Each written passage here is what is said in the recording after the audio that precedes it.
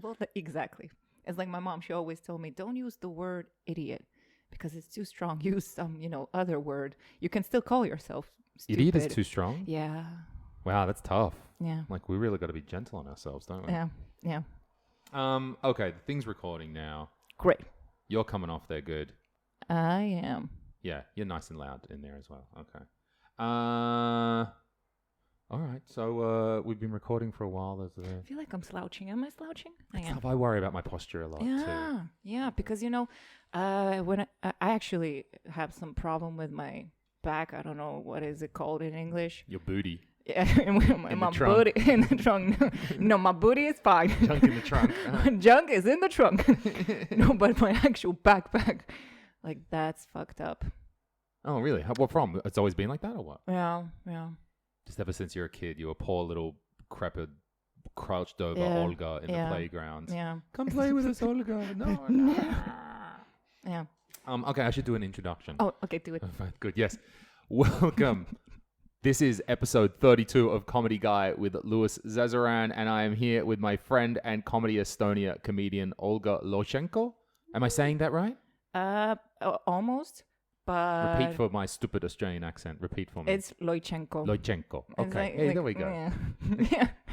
I mean, in Estonian, it's Loitšenko, yeah. I was considering today, like, when I try to speak Estonian words, like, if I put that accent on, like, yes, come sure, what if I put that? Minna nimi on Louis. Like, you say that's a fucking stupid accent, right? But I put it to you, what's the worst accent? Me doing that accent or me trying to speak Estonian with my stupid Australian accent instead? I don't know. I haven't heard you speaking in Estonian with your stupid Australian accent. I would really want to hear that one day, though. Yeah. But... I don't very much. I was milking it on stage last night because you were? Yeah, I was talking about going to Noor. Noir? Oh, you school. mean the place? The restaurant? No, not Noir. See, this is the problem. All right, this is the issue. The place outside of Tartu, Noor. No? N-O dash squiggly O. Yeah, let's go with no, whatever. No. And I know I milk it up. I know I turn it up because I can't say it correctly. So okay, cool. Anyway, yes, good pronunciation. Welcome here. I'm glad you could come on. I'm glad you could. Well, I'm glad I'm here. Yeah, you could. You're all right. So I asked you to come on here for a whole bunch of reasons. One, well, most because you're a comedian. Yeah. And also because you're going to Australia soon. Yeah. So you're going to be leaving for the fair shores of my country. I'm keen to hear about that. And yeah, talk about stand-up comedy and where you're coming from. And so I can corner you and make you the ambassador for all women in comedy. Yeah. And you have to answer all questions about this situation. And yeah, I love being the ambassador for someone, some group of people. For anything. And Olga, if you're watching on our video at home, Olga's bought us cake. We're eating cake. Let's eat Yes, we are. Can I now explain? Okay, what cakes have we got? Okay, so this is very exciting. Okay, so this cake is a Nutella brownie cake. Yeah, it's good. It's like good. And then this one is, well, if you translate it from Estonian, it's suusulav šokolaadikook, which means just like chocolate cake that melts in your mouth. I mean, it's awesome. Okay. I mean, I don't even know which one of these is better. I mean, And you work at the cafe, you sell these. I do. Okay. I really do. You do like your work at the cafe, I can say. Well, yeah, well, I mean, you get cakes and coffee. And then tea for those who don't drink coffee. No, I'm trying not to drink the coffee after, no, it's fine. after It's midday. fine. It's fine. I'm not trying to be hipster, No, it's it's totally fine. At about least you didn't say chai latte. Yeah. Or it would have been. What is a chai latte? All I know is that powder that you put in. That's pretty much what we do. We put in the powder and then we put the milk and then voila. And that's it. And what is chai? I don't even know what the fuck that stuff is. Tea? Tea, okay, but it doesn't work like regular tea. It's a powder that you dissolve. Is it tea in a bag? Yeah. No, it's not in a bag, but in some cafes they do it in a bag. But That's good. But it's based on like some black tea or green tea or whatever the fuck tea. I don't know because I don't actually know. It's when people ask me also how much sugar is there, I'm like I don't know. What am I, the nutritional guy? Get the fuck out of here. I don't know. Although I am, like everyone who wants to buy chai latte from me, buy it. It's fine. I will make it with a smile on my face. But you're not going to tell them how much sugar in there. You'd have to look at the No, thing. And exactly. Those things have loads of sugar. I'm sure They that's have. the thing. They're yeah. really sweet. And every time I take because we have 4 different tastes, okay? We're not playing around. Okay. Like, we have 1 taste of coffee, but we have 4 tastes of chai latte. How many tastes of coffee can there be? Or if you let's put syrup in there, is that what you mean? No, I mean, like, what kind of Blends or- blend? Yeah, Oh, yeah. Okay, yeah, sure. Yeah. I don't think the grandmas who come to your cafe want blends. No, they Aram- just want black coffee. Yeah, am I over stereotyping your customers that they all seem like grandmas? No, well, no, And also babushkas? Finnish people. Okay, because it's Yeah. at the Balti Arm, so you got a lot Exactly. of Finnish people. We got a coming. lot of Finns, yeah. Are you a fan of the Finnish people? I am a fan of any people from any country. But with Finnish people, it's funny because, well, it happens everywhere in Estonia in the services that they talk to you in Finnish. And I'm every time like, oh, dear Imagine God. going to another country and automatically speaking your own language, assuming, oh, fucking disgusts me. But I mean, what can I say? Russians are also like that. So no, not all. Some Russian. I mean, not all Finns speak in Finnish. It's the same like with Russians. There are people who speak in English with you, but with it's funny because with Russian I can handle it. I know Russian, but with Finnish it's like I don't.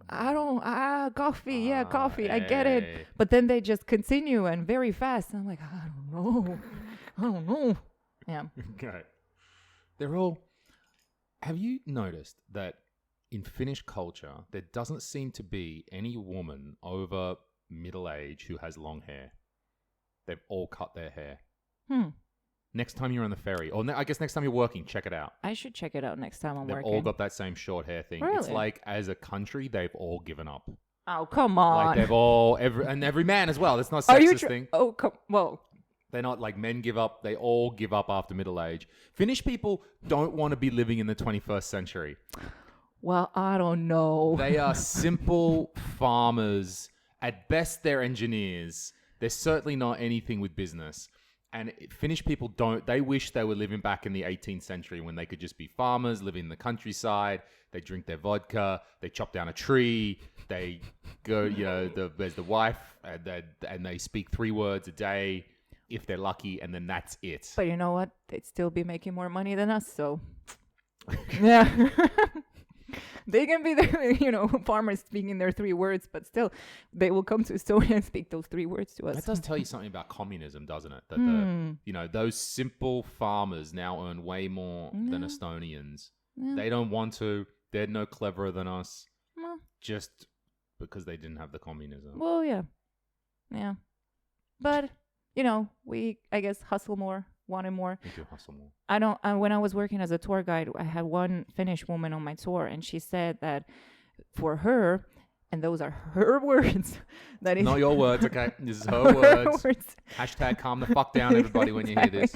That for her, it seems that Finnish people have stopped trying so hard. They are just living their lives, and Estonians they are more like they are hustling more because we wanted more because we don't have what they have, and so it was for her refreshing to come to Estonia. And I think so. If you're outside of like the center of Helsinki, and even then it's fucking debatable, like life just falls off the edge. I don't know. I've been to Helsinki only twice. One time when I was 15, second time last year. What were you doing last year in Helsinki? I had a work thing there. Okay. Yeah. Was it just a day? No, it small was trip? 3 days.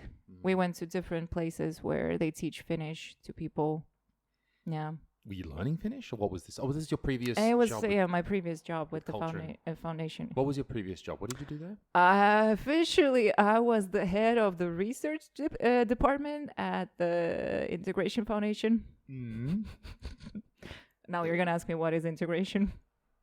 Well, actually, I was going to ask you between what cultures were you integrating, or everyone integrates? Lewis, everyone integrates. Yeah. This is like a sleazy nightclub pickup line. Come to Club Venus, everybody integrates here. Why not? Although Venus, although I'm not giving Venus enough credit because I've never been there for actually party. I once entered and then I exited. I've never stayed there the whole night, so I don't know what happens there. I mean, it could be. It looks classy. What can I say? It Exactly. looks 100%. Exactly. I mean, the sign. The sparkly bits. Exactly. I love sparkling stuff. I mean, I cannot wear sparkling stuff because then, I feel like peer pressure. People will tell me that, oh, you're Russian, and I'm like, You don't want to be a Russian stereotype? Exactly. Ah. No, I'm kidding. No, Why no. you know? Why not you want your culture, Olga? I do not want my culture. My culture. My culture is great. Oh dear God. Where did you grow up? What suburb? Or where? Rakvere. Oh, Rakvere. Okay, what suburb of Tallinn? Rakvere. Okay, makes Exactly. sense. Yeah. Exactly. That suburb. No. Yeah, Rakvere. What was it? What was there to do in Rakvere when you were growing up? Well, I'm sure there was a lot more than what I did. I just went to like dancing classes and went to like kind of like art school. Shout out to Athena Kunstikool. Everyone in the school. Whoop whoop. No, I mean hanging out with friends, going to the stadium, hanging out there, Okay. going to your friend's place, you know. Small town stuff. Not drinking and not smoking shisha or anything. Just, Really? you know, small No. stuff. Exactly. Okay, you're being sarcastic. Okay, fine. You were drinking and smoking. I don't know. I didn't drink alcohol till I was over 18. Which is good, Took me 3 months till I kind of went, oh wait, I could drink alcohol. you know. That's how sheltered I was. Which is, you know, maybe I would be a different person nowadays if I had waited or, you know. I don't Waited. This is not chastity before marriage. Jesus. Be a better person. Been held back from your early days of alcoholism. But yeah. There isn't much to do in the countryside. The other day, that's what we were saying. This the place we're trying to pronounce, the Noor school out past Tartu. Noor. I have no idea. No. No, right, yeah. I always pronounce Estonian words too slow as well. I'm trying to like sound them out and get the letters correct, where it's more like it seems you just got to say them. Yeah, you gotta and hope just for the fucking best and hope that they mean, understand. what I did in Spain was I would just say the word very quickly, and the ending of the word I would be just slurring because I just thought they will just figure it out themselves. And did they figure it out themselves? They did. Exactly. I was like, get on. Oh yeah, at this school. So I'm giving this talk at this school for year 9 students. What is that? Year 9, ninth grade. 9th grade. Yes, sorry, year 9. Yeah, 9th grade. And it was at the middle school element, not apparently the high school there is quite well known, but the middle school not so much. And it was 20 boys, 2 girls, and they were wildlings. It was tremendous. And there's nothing to do. Like you would go like, it doesn't seem like that much countryside. It's only 15 minutes or something, 20 minutes from Tartu or something, but there's like nothing to do. There's one corp in the town, and then that's it. And of course, these little kids are wild. Then you got divorce rates. So there's like 3 fathers between 20 kids, pretty much. So they've got no male teachers. I don't know, I think barely any male teachers. No parents hanging around, no fathers. So these boys, they're good. Like they're good kids, but they're wildlings, right out there. And the teachers, like we know. Just in case, I will say that Rakvere is not exactly like the place you're describing. No, yeah, so it's not like that. Okay, it's not. You're more civilized. We're more civilized. I feel like not that I'm trying to say anything bad about No, if that's the name of the place. But I mean, in Rakvere, I just didn't do that much. Other kids did stuff like we have theater. People would go to acting class. I'm now defending Rakvere. I know, because I'm actually very proud of my hometown. But yeah, as you were saying, sorry, it's a nice place to grow up. Anyway, I like this cake. I'll try your one. Wait, try that one. Yeah, it's so good. This is Yeah. It's good too. Yeah. Good cake sour. Oh, Yeah. I wasn't bullshitting when I said they're good.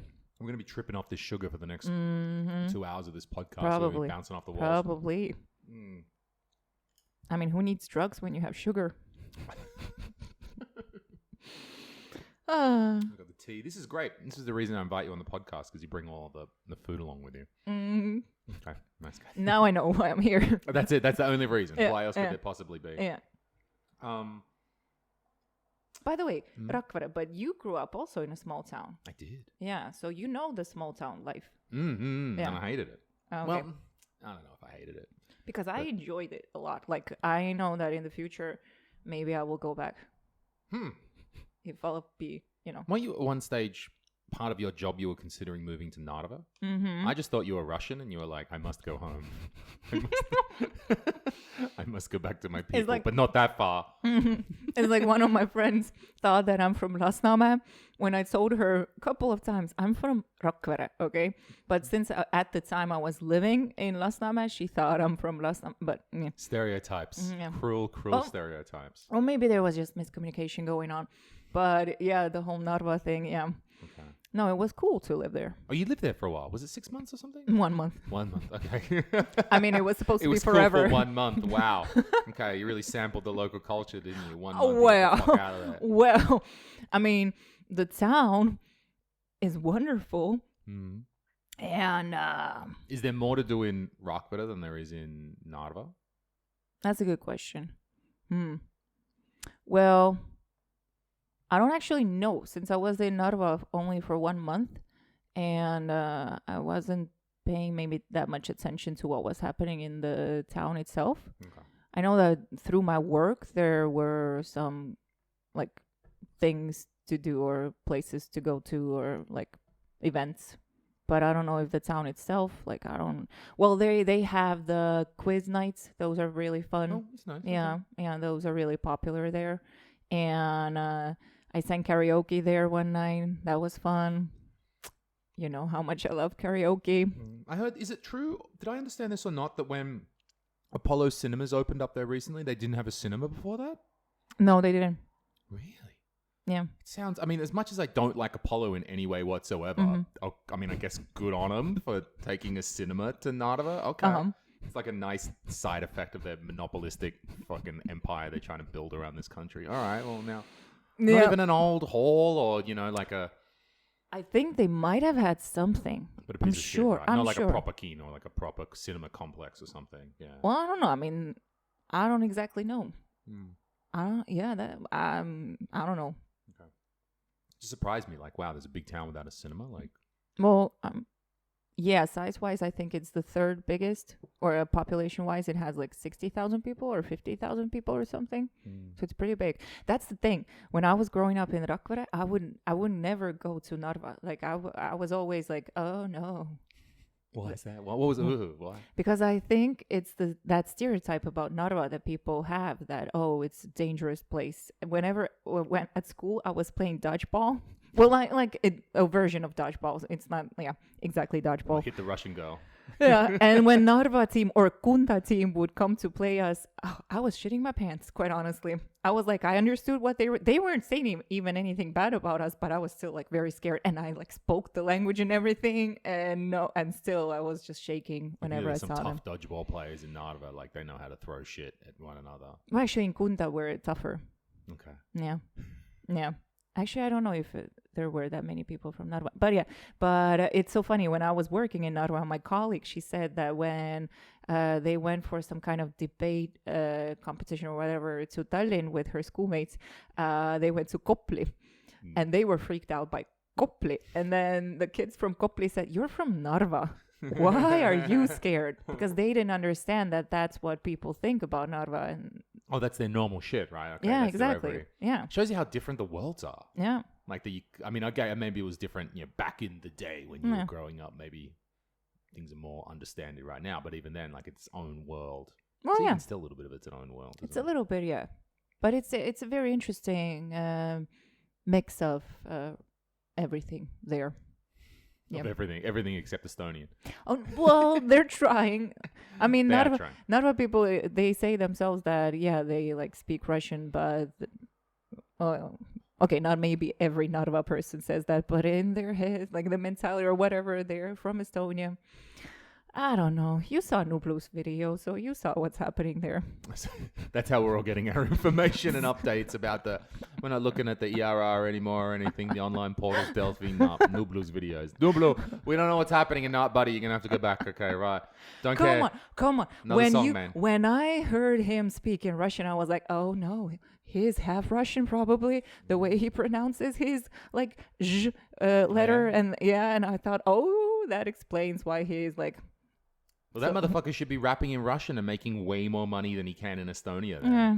He should be over the border. Dude, go make some money. Well, like, I mean, he's got some money, but go go to Russia and make loads more. Then that's my professional advice.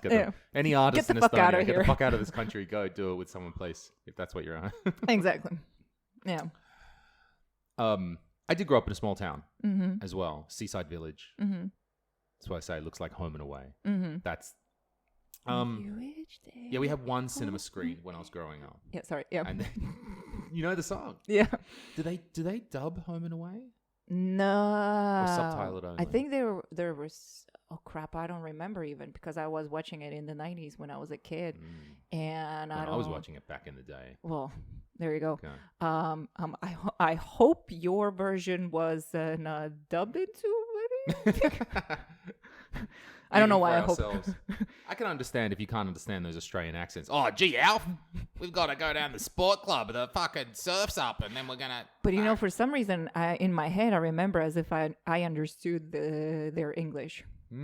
Maybe they were dubbing into Estonian. Maybe. Yeah. Otherwise, maybe that's what helps everybody understand my accent. Maybe. You're all somehow accustomed to the Australian accent from Home and Away. But you know, it's so funny. Home and Away was big in Estonia, but Neighbours was never big. Never big? No. I mean, what level of Neighbours? You seem to know what you're talking about. I don't know. Neighbours. Well, I only know the name. I only know that I think either Kylie Minogue or someone was going to say, are we talking about Kylie Minogue level Neighbours? I mean, that's our OG Neighbours. Kylie Minogue, Jason Donovan getting married. That was the biggest event of the 80s on Australian TV. Well, there you go. Oh, wait, Jason Donovan. Is that the blonde guy who they had a song with? Yeah, he had like something of a career in the 80s as well. And then Kylie went on to greatness and he, I think, died of drugs or something. I don't know, probably. No, that's Michael Hutchins. No, I think he's alive because I think they performed. Because I was watching Graham Norton and then I saw Kylie there and I think she was talking about him. So, yes. Yeah, Neighbours, yeah.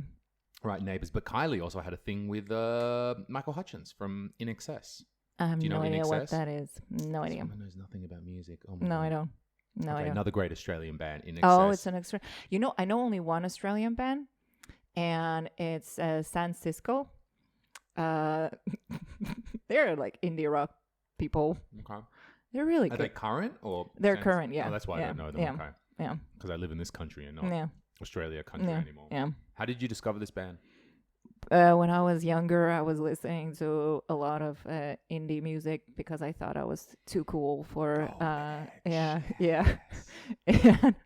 then I discovered them and I was like, damn, that's my jam. Was this your first experience with Australia, or was that Home and Away, or when did you? Oh, Home and Away. I feel like I Okay. grew up with Australia. Oh, really? Okay. That's when you discovered there was this place and there yeah, was beaches and weird people and stuff over there. yeah. Okay. So because you're going to Australia. Yeah. Right? That's the thing. Yeah. So 20-something at the end of the month. Yeah. Right? Yeah. Okay. Flights booked and you're doing the year-long working holiday visa thing there. Unless, I don't know, they deport me or I don't find job or something. You got to find a job. You're in Melbourne, the fucking mecca of cafes. Oh, yeah, that is true. And I mean, I have such a bubbly personality and... You can use this podcast as some sort of CV, like I know about cakes. Exactly. I was bringing coffee. Let me talk to you all about. I can make a cappuccino, a mean cappuccino, and a latte, mocha or whatever it's called.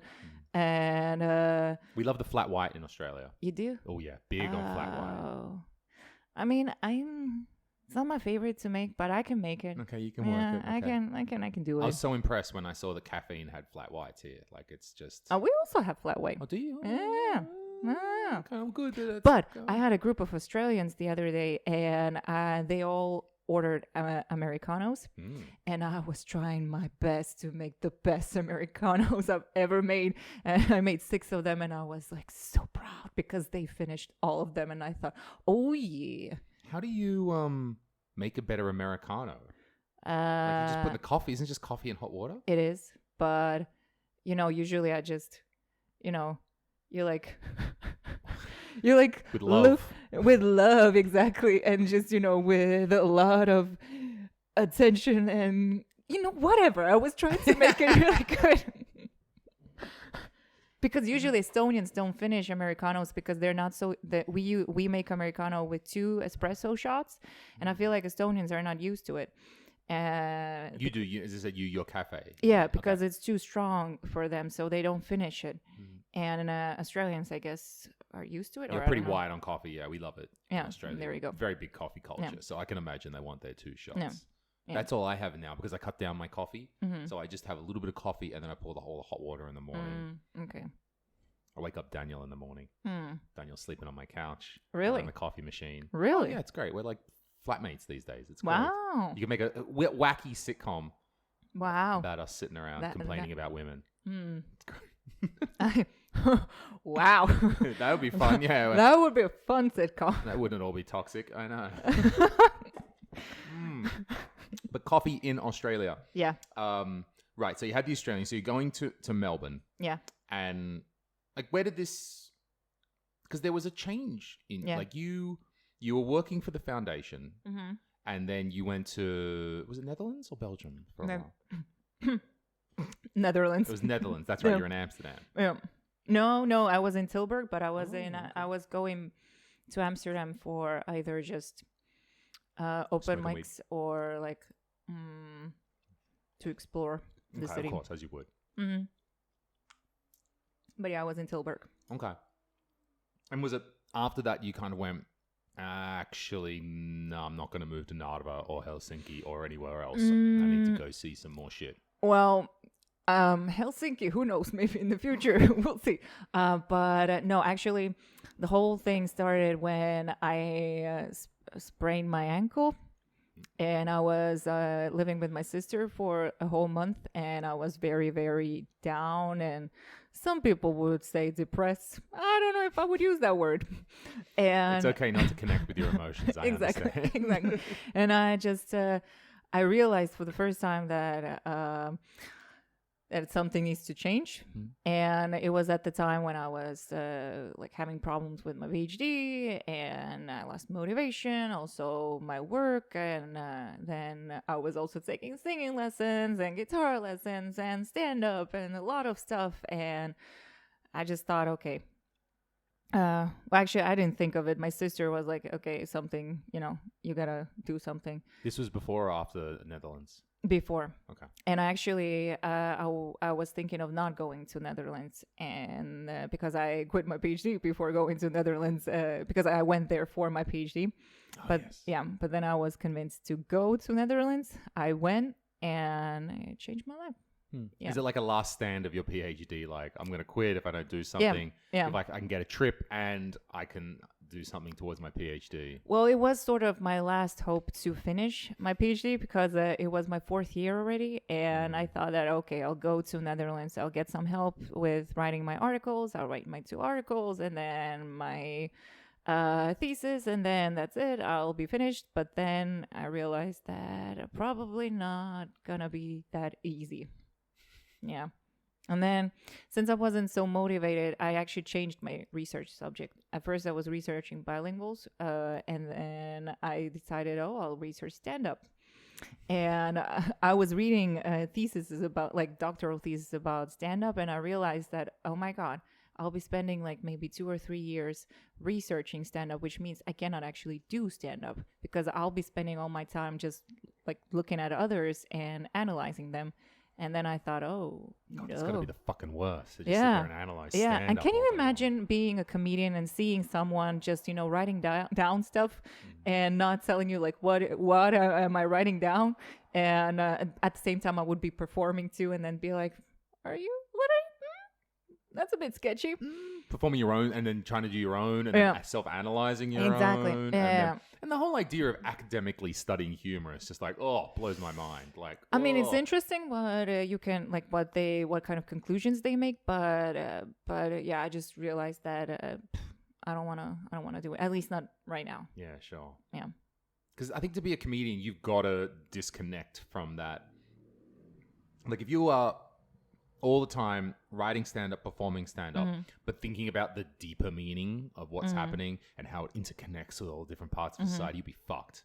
If you're not terrible, your brain will explode with like trying to work. You have to be a bit dumb to be a comedian, I think. Like, you have to just, like, I think there has to be that level of, I'm doing it. These are my thoughts. This is what I think. Well, yeah. I don't care, or I'm just putting it out there, but not like, oh, and then this has this implication for this cultural group, and like, ugh. But that's the thing. Like last summer, that was something that I was thinking about a lot. Like, oh, okay, so I gotta do like my stand-up needs to mean something. Like there has to be a deeper meaning, and like Estonians, Russians. Oh, I'll talk about the cultural differences and all that. Maybe because I was also working at the foundation at the time, I felt like, oh my God, yeah, I have to do it.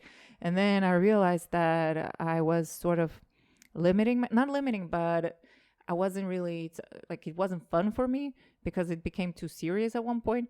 And this summer, I feel that I just started talking about what I would laugh at. What comedians that I like, yeah. Limiting is a good word for that. You paint yourself into a corner. Yeah. If you're like, I have to, or it's like, I can only do intelligent jokes. Yeah, exactly. Because I thought at the time that, oh, okay, I'm the head of the research department. I'm in PhD. I have to make intelligent jokes. But you know what? I'm not actually that smart to make intelligent jokes. I'm not. And it's not, and I would argue, like, if you watch Bill Burr's latest special, right? It's fantastic. And it's great. It's the kind of where Chappelle was trying to go, but Burr does it better. Like attack every PC, every Me Too, every social justice warrior topic that's on today. But Bill Burr does it in classic Bill Burr. But you watch it, he does, current topic, dick joke, current topic. Intelligent topic, dick jokes, boob jokes, that. Like you can, if you just say, I'm only going to do intelligent comedy, you end up like not being able to, like... Yeah.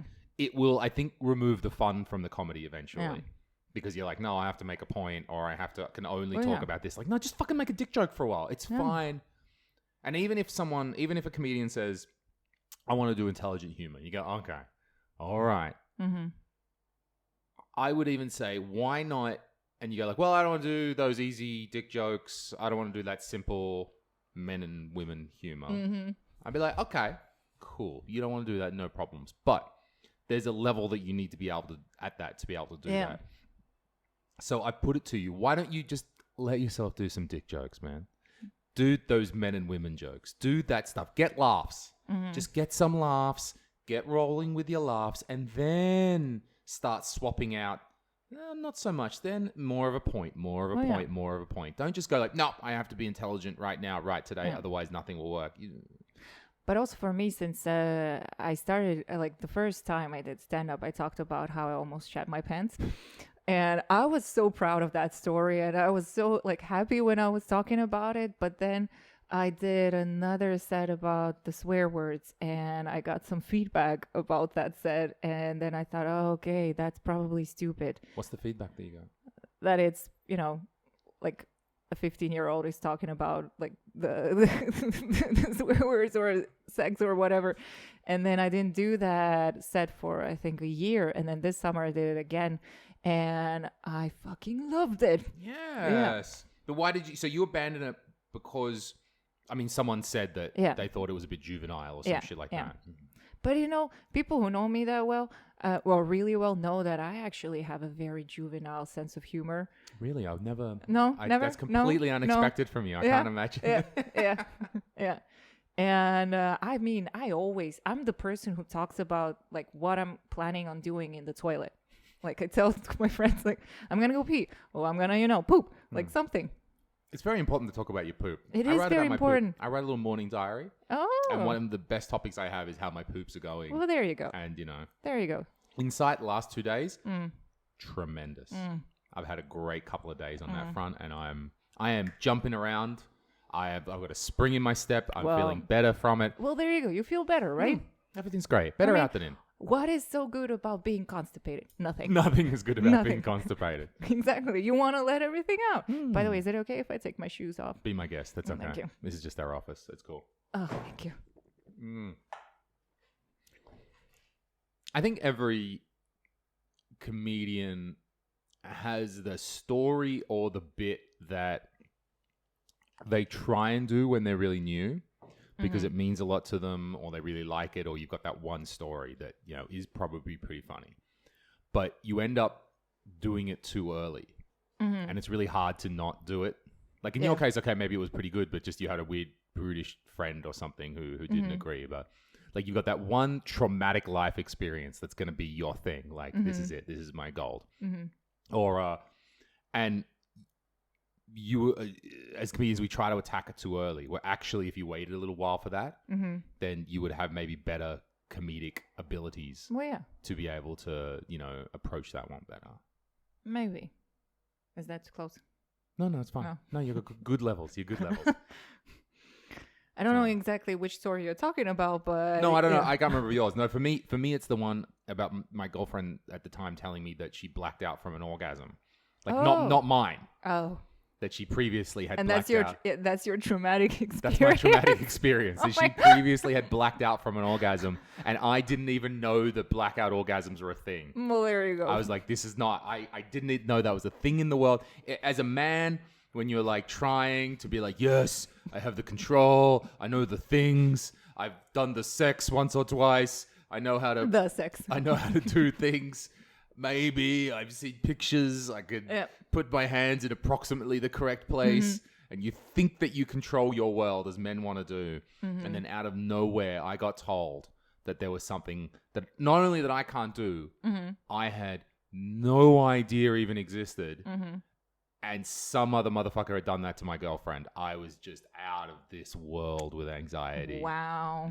You've lived a very, very actually good life if that is the most traumatic thing that happened in your life. No, it's not the most traumatic, but I have more traumas. Bad things have happened to me.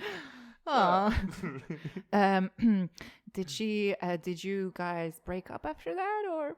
No. Because I was trying. The other part of it is it all happened on chat. Oh. It was happening over chat, so I had to, play it cool. And no, it didn't come out until later because then also I couldn't communicate. She just thought, hey, like as probably a reasonable fucking human being, just thought, hey, it's fine. We're discussing stuff. Where I'm like, freaking out. And then I started to Google that. That wasn't a good plan. The only video I could find. Oh, there are videos. The only video I could find at the time was some really grainy home porno with a big black dude fucking this little white chick. Wow. And he was like giving the wow. And then you just see this little white girl just go, Yeah, but is that real though? Who knows? Well, look, she seemed to pass out pretty actors. legit. I don't know. Like it seemed pretty... I don't know. Look, even in my brain, even was not exceptional acting. Okay. Oscar-winning acting. This big black dude pounds this little white chick, and she just passes out cold, just like she's out for the count. And I'm like, oh, that was my girlfriend. I don't remember having a black boyfriend, but maybe she did. Maybe only black guys can do it. I don't know how this that's works. such a stereotype about black people. That they can make you pass out from orgasms. Oh no, that like people say that. Okay, actually, I don't know, but I don't know if you watched Ali Wong's special. I haven't. Oh, is okay. that Cobra? One is the Cobra Baby, I think, and the other one is Hard Knock Wife, or it was the other way around. That the first one is Hard Knock Wife, and then the other one is I forget the order. Yeah. Yeah, I forget the order, but she talks about her ex-boyfriend, who was black and had unfortunately a small penis. Oh. Yeah. So there you go. Stereotypes.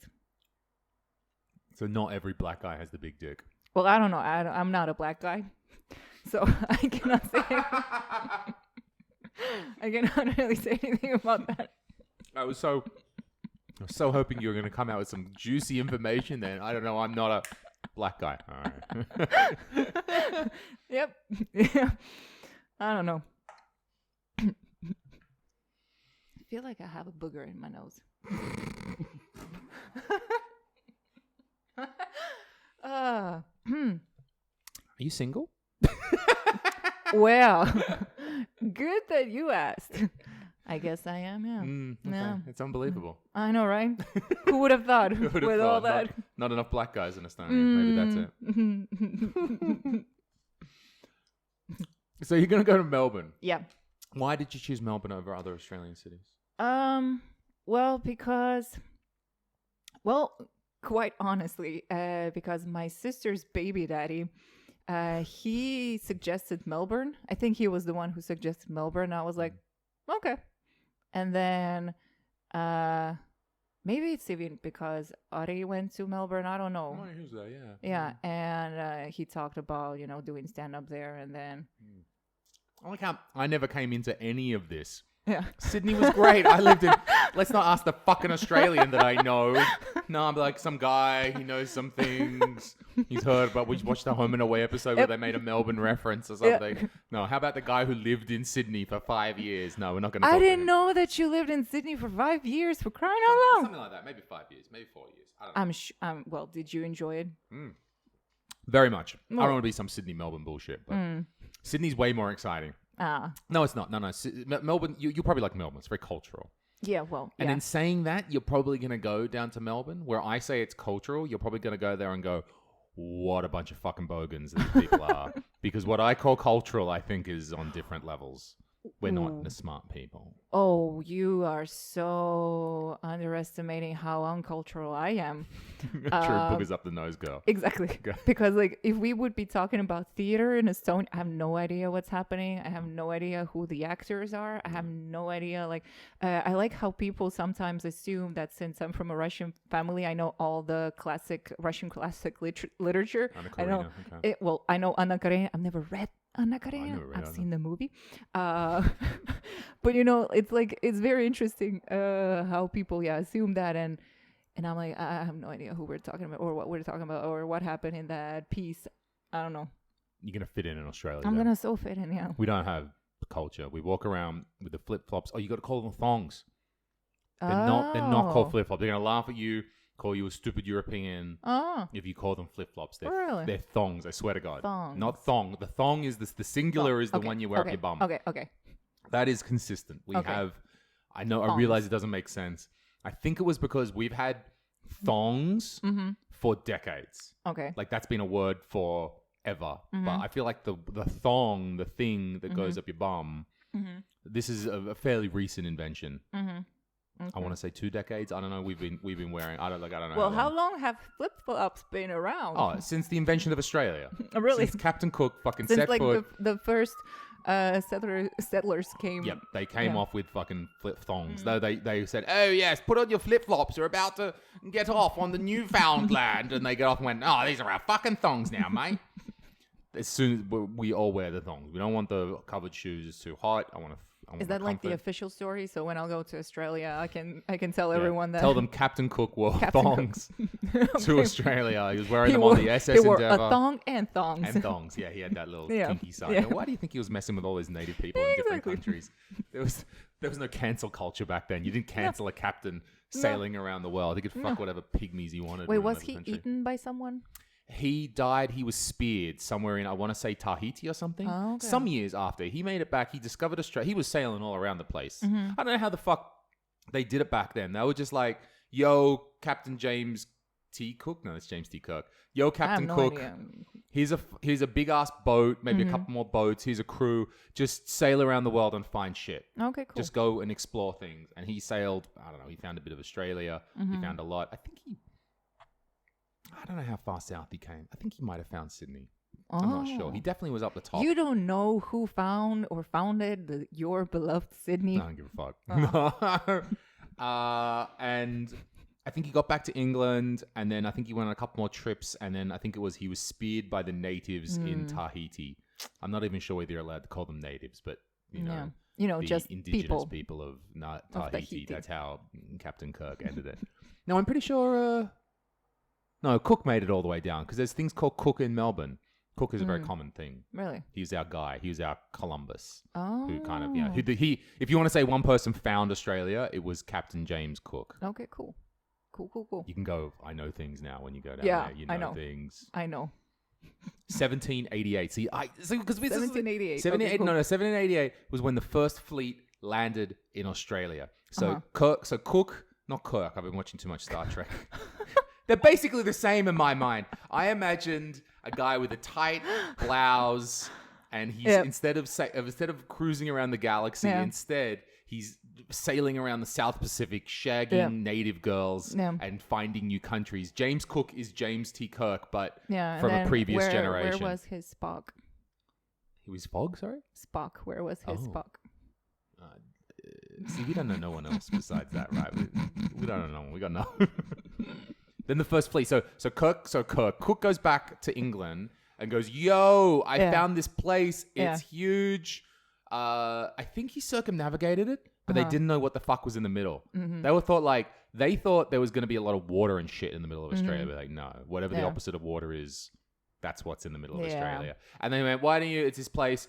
And then they sent a big brigade of ships. I want to say it's like 11 or 17 ships. And that was called the First Fleet. They're the ones that landed at Sydney Cove in Sydney, made the first colonies. They had the convicts. They had the troops.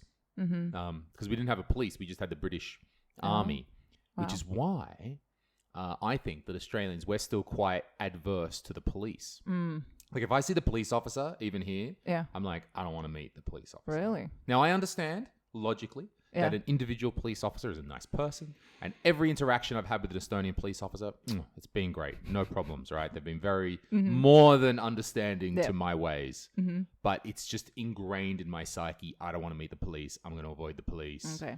I'll drive around. If Waze shows me that there's a police up ahead, I'll just drive streets around. Wow. I'm legit. I have a license these days. Yeah. I have a car. Everything's legit. There's nothing. I got nothing illegal in that car. Still don't want to interact with the police. I think it's because because originally our police were the British soldiers and they were not good. Okay. And we needed to have some uprisings. We had several uprisings in our time to stand up against them. And so this is my trauma about police. Where was Hugh Jackman at that time? He was just hanging around. When Captain Cook came to Australia, Hugh Jackman was sitting there in a bikini chair, like a lounge chair. Yeah. He was sipping some sort of cocktail out of a pineapple. Yeah. Nobody knew where he got. We don't have pineapples that south in Australia, but still he's out because he's Hugh Jackman. Hugh Jackman's there in 1788. He's just hanging out. He'd be working out, getting buff, working on his roles that were coming up, back working in the day. On his career. Sure. So you're going to Melbourne. Okay. Yeah. Do you have a place to stay as soon as you get there? The hostel. Oh, that's right. You got the hostel booked for a while. Yeah. Well, for a week. I don't know what will happen after that first week. I might end up on a bench. Although I did tell myself if I'll end up on a bench, I'll come back home. I don't want to live in a park. I can do that in Estonia. But you're going in September. Look, it's always... What am I thinking? It's always hot in Australia. You'll be fine. Nah. I mean, because you're coming into the summer. Remember, we're opposites. Yeah, I know. I'm a bit worried about that because your summer is actually hot. Yeah. Although I've lived in Spain, and that was hot. Although I feel like Australia is hotter. No? I don't know. It's pretty fucking hot in Spain as well. I don't know. Everyone's hot with the global warming these days. Oh, yeah, that is true. Yeah. So, okay. But anyway, you can live outside or not. So you're going to go there and just see what's up. I like that. You're just going to go to Melbourne. Yeah. Trying to get a fucking job somewhere. Work it out. It's good. Yeah. We have we have much more of a share house culture. Okay. In Australia. Okay, cool. Which I don't see very much. I see some people in Estonia like living together in a place. Yeah. But do you mean share culture like in an apartment or like in a house? Both. Okay. Can be depend. Probably. I mean, in Melbourne, it's probably going to be an apartment, probably just because that's inner city living. But when I went to university in Newcastle, so pretty smallish. Wait, you have also Newcastle? I know. Wow. The British were not inventive. No. They didn't know. Like, at least they didn't call it fucking New Newcastle. That would have been the worst. That would have been... Yep. So everything is named after... It's either named after... The names are either a British explorer, an Aboriginal word, or a place that was already in England, probably with New put on the front of it. Like the state, New South Wales. Yeah. Right? Literally called because they thought, these dumb fucks thought it looked like South Wales. What the fuck? Well, and maybe when they landed, it looked like South Wales. That's very specific. Not North Wales, don't know, West Wales. We don't know how actual South Wales looks like looked like at the time. It's weird that it's not more of a pilgrimage for Australians to go to South Wales and go, it's home, but older. Yeah, exactly. It's not New West Wales, New East Wales, New South Wales. Yeah. Like Victoria, Queen Victoria, Queensland. Okay, pretty obvious, right? Yeah. Okay, South Australia, Western Australia. Sydney. I don't remember where Sydney comes. Melbourne was a royal. Somehow Melbourne was a name of a royal. I don't know where Sydney came from. Brisbane, I don't know. But then you've got all the Aboriginal names like Woolloomooloo and Wollongong and Dungog.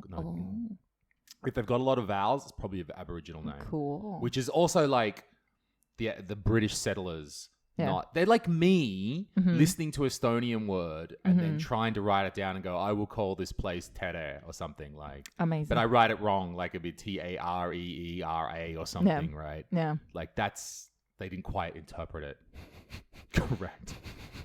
By the way, talking about Aboriginal people, in Australia, when I was looking at even at the festival, the Melbourne Comedy Festival, like they have a separate section for Aboriginal comedy.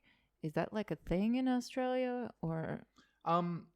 First thing is as you're leaving Estonia, we're gonna need to be more racially sensitive. Okay, sorry.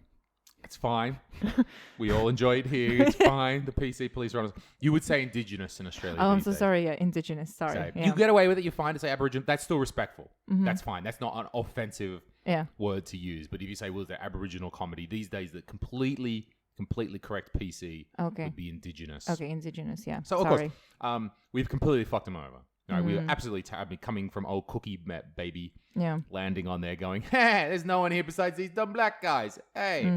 And then that was pretty much the British policy for the next 100 years. Yeah. So they're pretty disadvantaged in our society. And of course, they still that. And so there's a lot of stuff programs and different things to help them and help them up. So, yeah, that could be a thing, like a scholarship or a program or something. So Indigenous comedy. We had Indigenous Australian comedian. He's on the wall. Craig Hill. Oh, cool. Who came? Oh, Craig Hill. Fucking Craig Hill. I know. I'm mixing up Beck Hill and Craig Quartermain. Craig Quartermain from Western Australia. He's an Indigenous Australian. Cool. He won. I think he won Raw Comedy.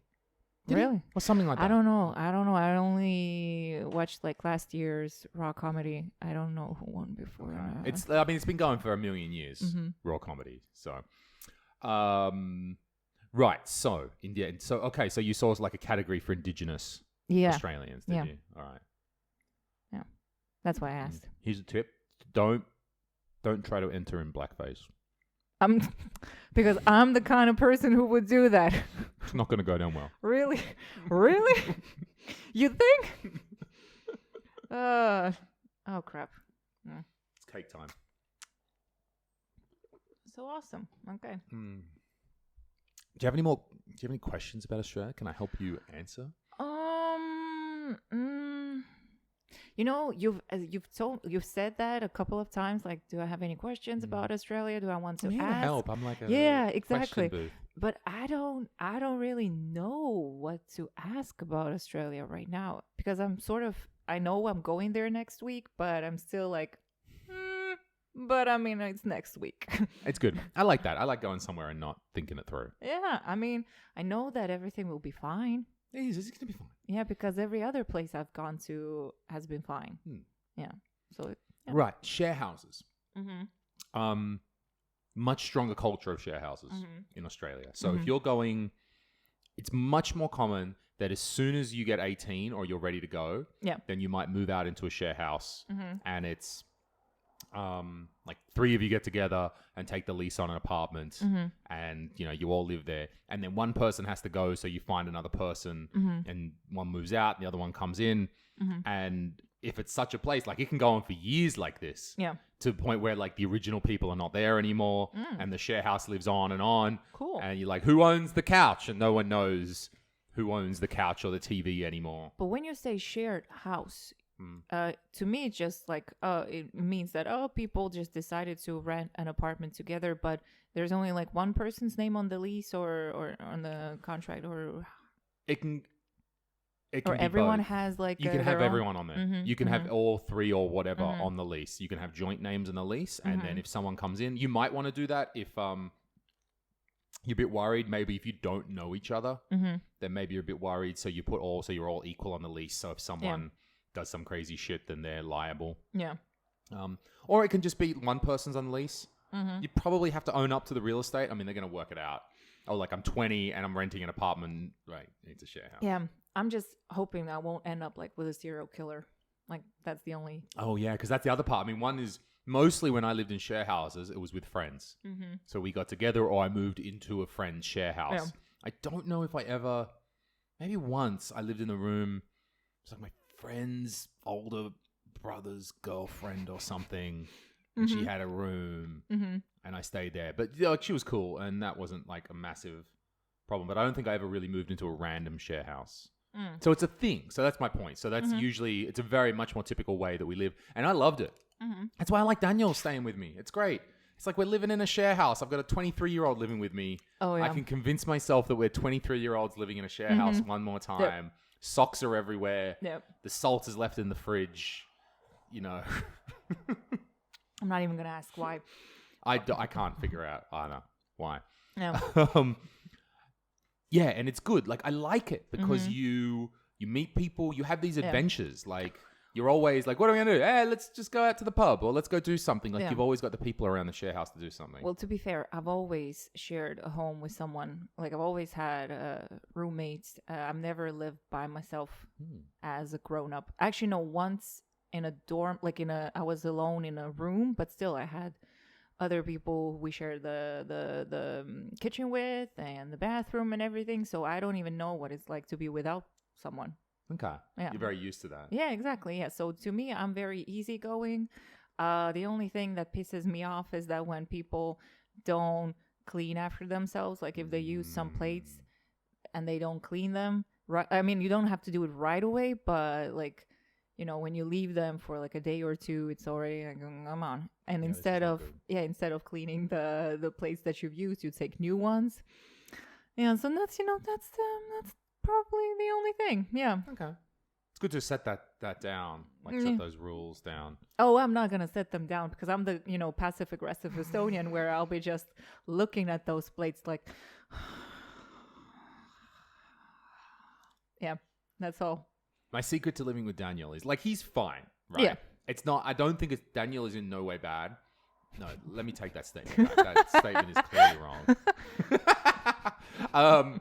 No, I understand that I'm the crazy one here. Okay. Like I'm crazy, too much clean. I'm crazy organizer.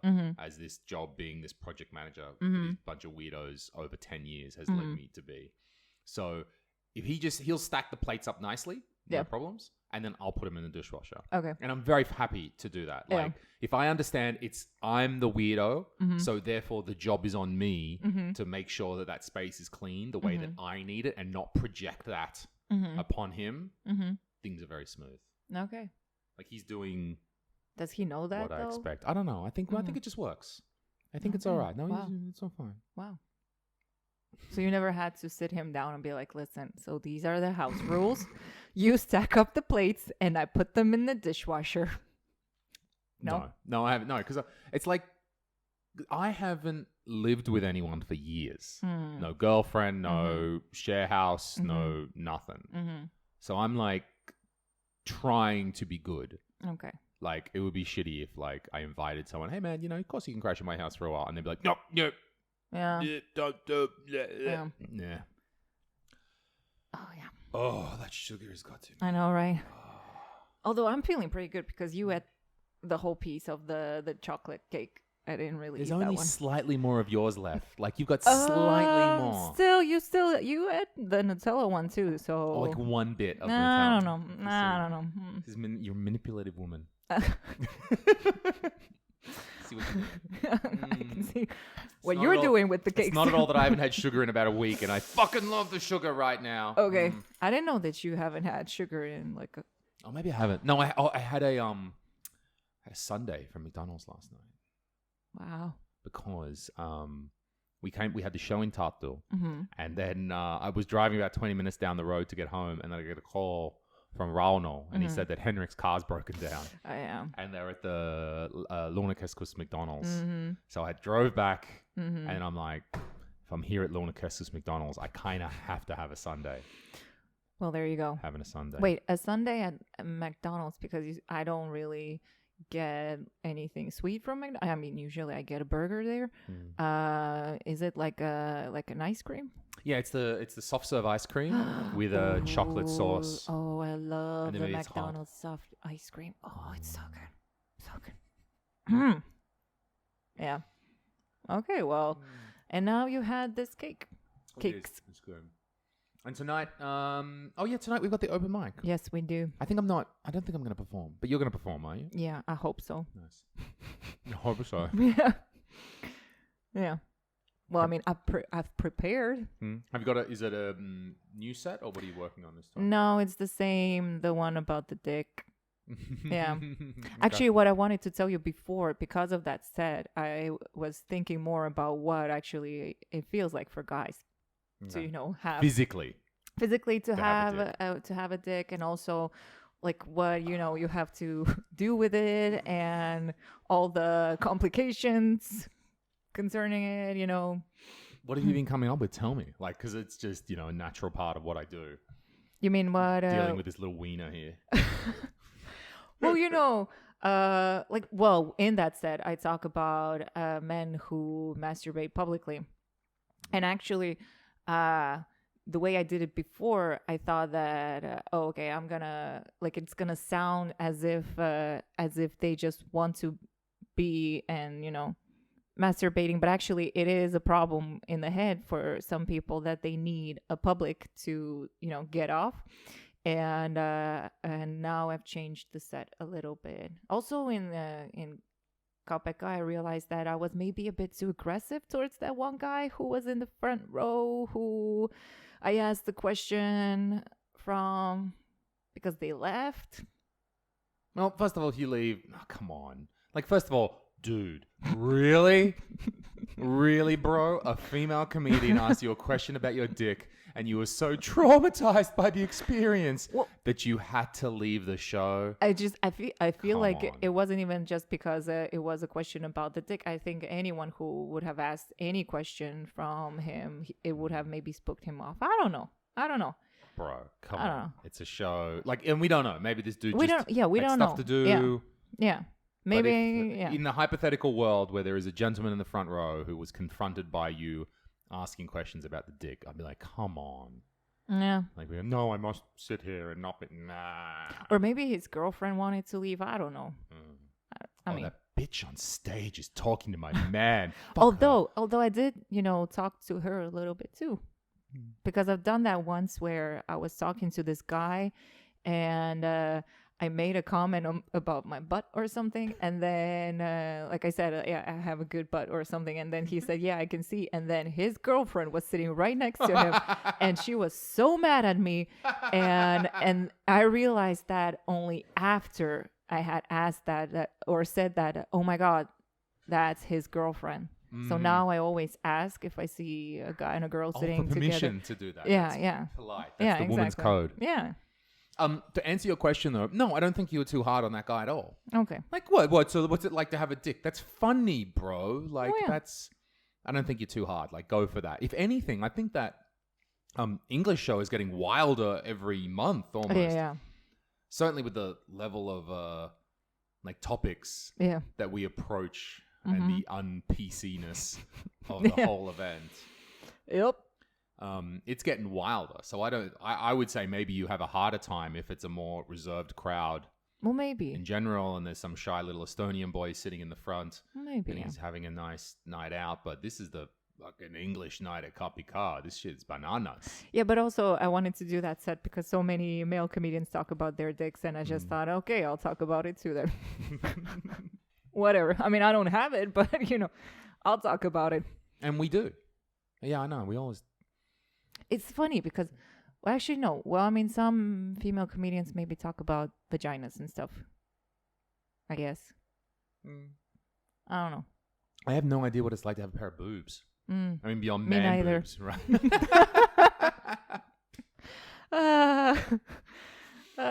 Yeah. Yeah, it's tough. It's tough. It's tough in the big city. It is. Yeah. Oh, yeah. So I guess we're fascinated. No, go for it. What was I going to ask? I mean, it's one thing to have the girlfriend of an audience member and she, oh, you talk to my man or something like that. And that's kind of funny, kind of not. But how real is it? Like, as a female stand-up comedian, how is it really woman on woman judgment? Because we hear a lot, like there's two sides to that, which I don't quite get as a guy. One is the support for women, which I do see. Yes, we're bringing some female, like they're happy to see female comedians on the stage. They're very supportive of someone like Fern Brady. That's they're really behind that. But then I do see a bit of judgment, and I've heard it happening as well. Like, what's the balance between that? There is a definitely enthusiasm to see women, or is that judgment, that stereotype of women judging women more harshly, is that true? I don't even know, because I look at the whole thing differently since I do stand up myself. I don't know. For me, sometimes I don't even, like my friends, for them, they are very, very supportive when they hear that there is a female comedian going on stage. But if the female comedian is too maybe aggressive or like attacking men or something, I noticed that sometimes maybe even women are not supporting that. Okay, so you can have a comedian who's not doing good material, right? Material you don't like or something, let's say. Oh, yeah. Women then, if there's a man and a woman at equal level of shittiness, at equal level of I don't like this, do you think that the women not like the woman more? I don't even think that it's just women not liking a woman. I feel like then everyone will be like, oh yeah, she's not funny because, women are not funny. I don't know. I feel like female, okay, once again, it's only my opinion and, hashtag don't kill me. But I feel like for female comedians, if a female comedian sucks, then it's sort of she's not sort of forgiven that easily. Or I feel like male comedian, if he sucks, then people are still like, oh, but he'll have it the next time. But with a female comedian, I feel like it's just oh no, a woman on stage, she's not funny, why is she trying? Okay, that judgment, that pressure.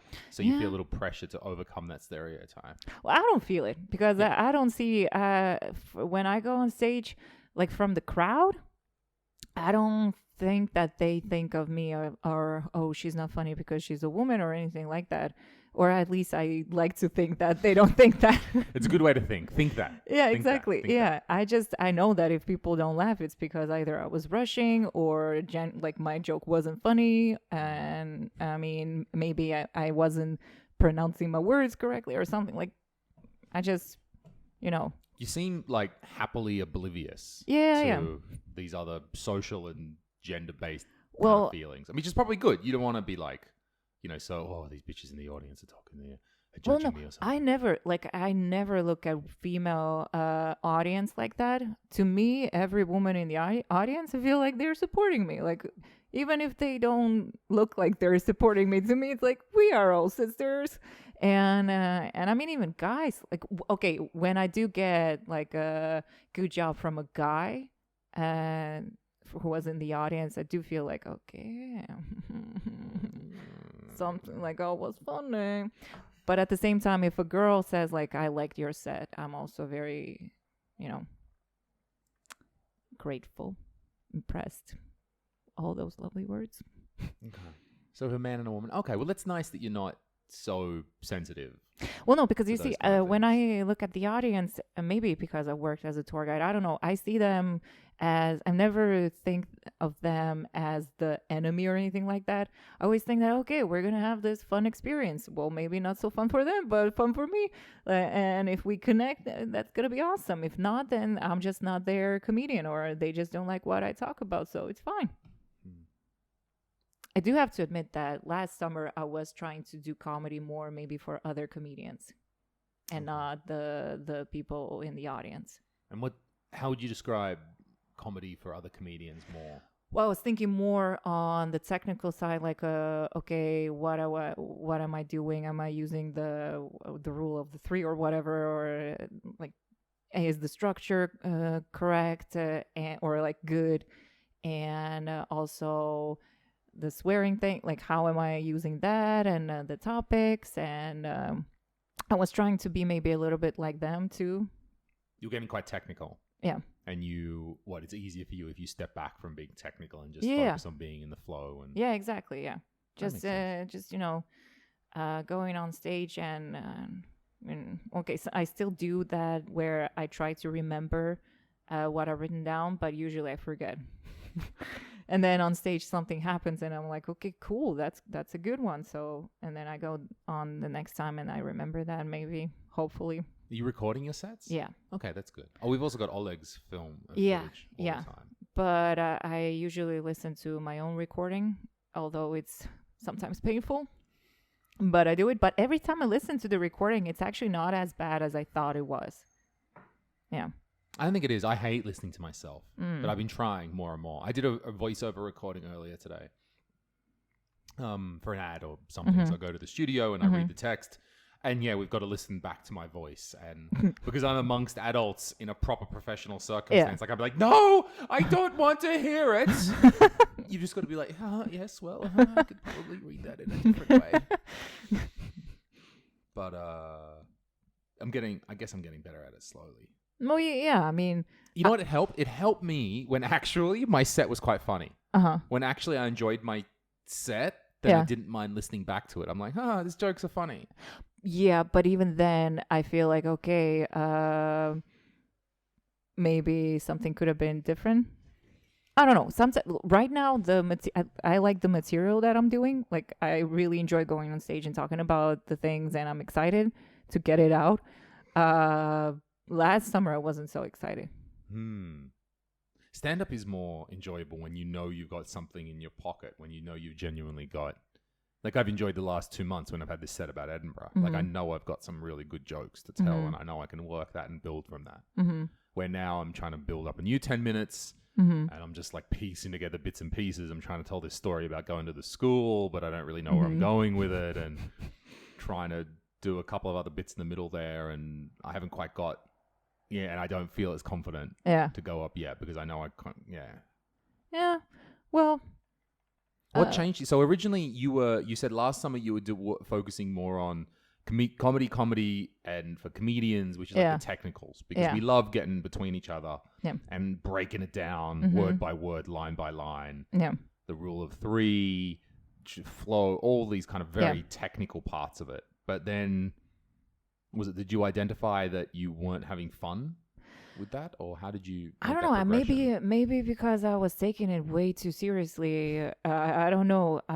Because I am the kind of person that if I'm interested in something, I just I start reading about it, and I'm like doing it like, oh my God, I have to do everything in order to, get it right because I want to be good right away.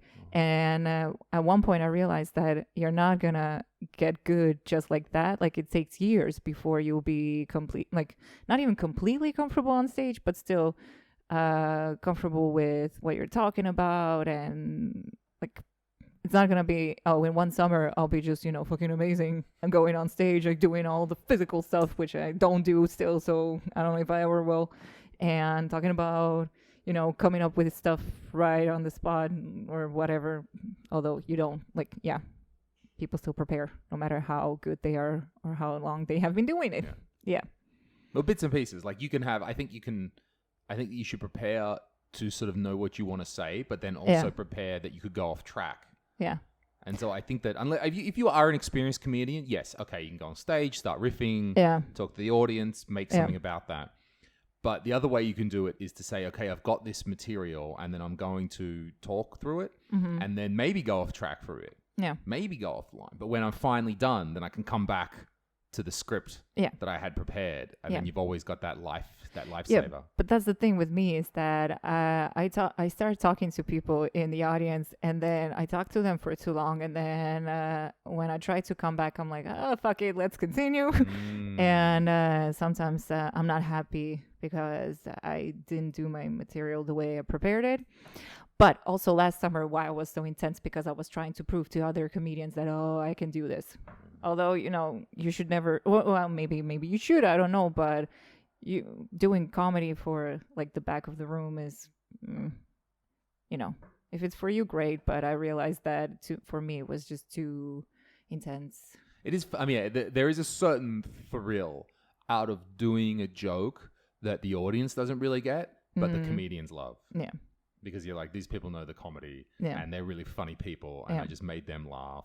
Yeah. And I do like it. I like when it happens at Comedy Estonia shows, because I think it adds something to the show, because then the audience are like, well, we didn't get this, but those guys got it? What? Yeah. Now, obviously, that can't go on forever, and it can't always be like that. But when, I think it adds intrigue, and then the audience goes, maybe that wasn't a bomb.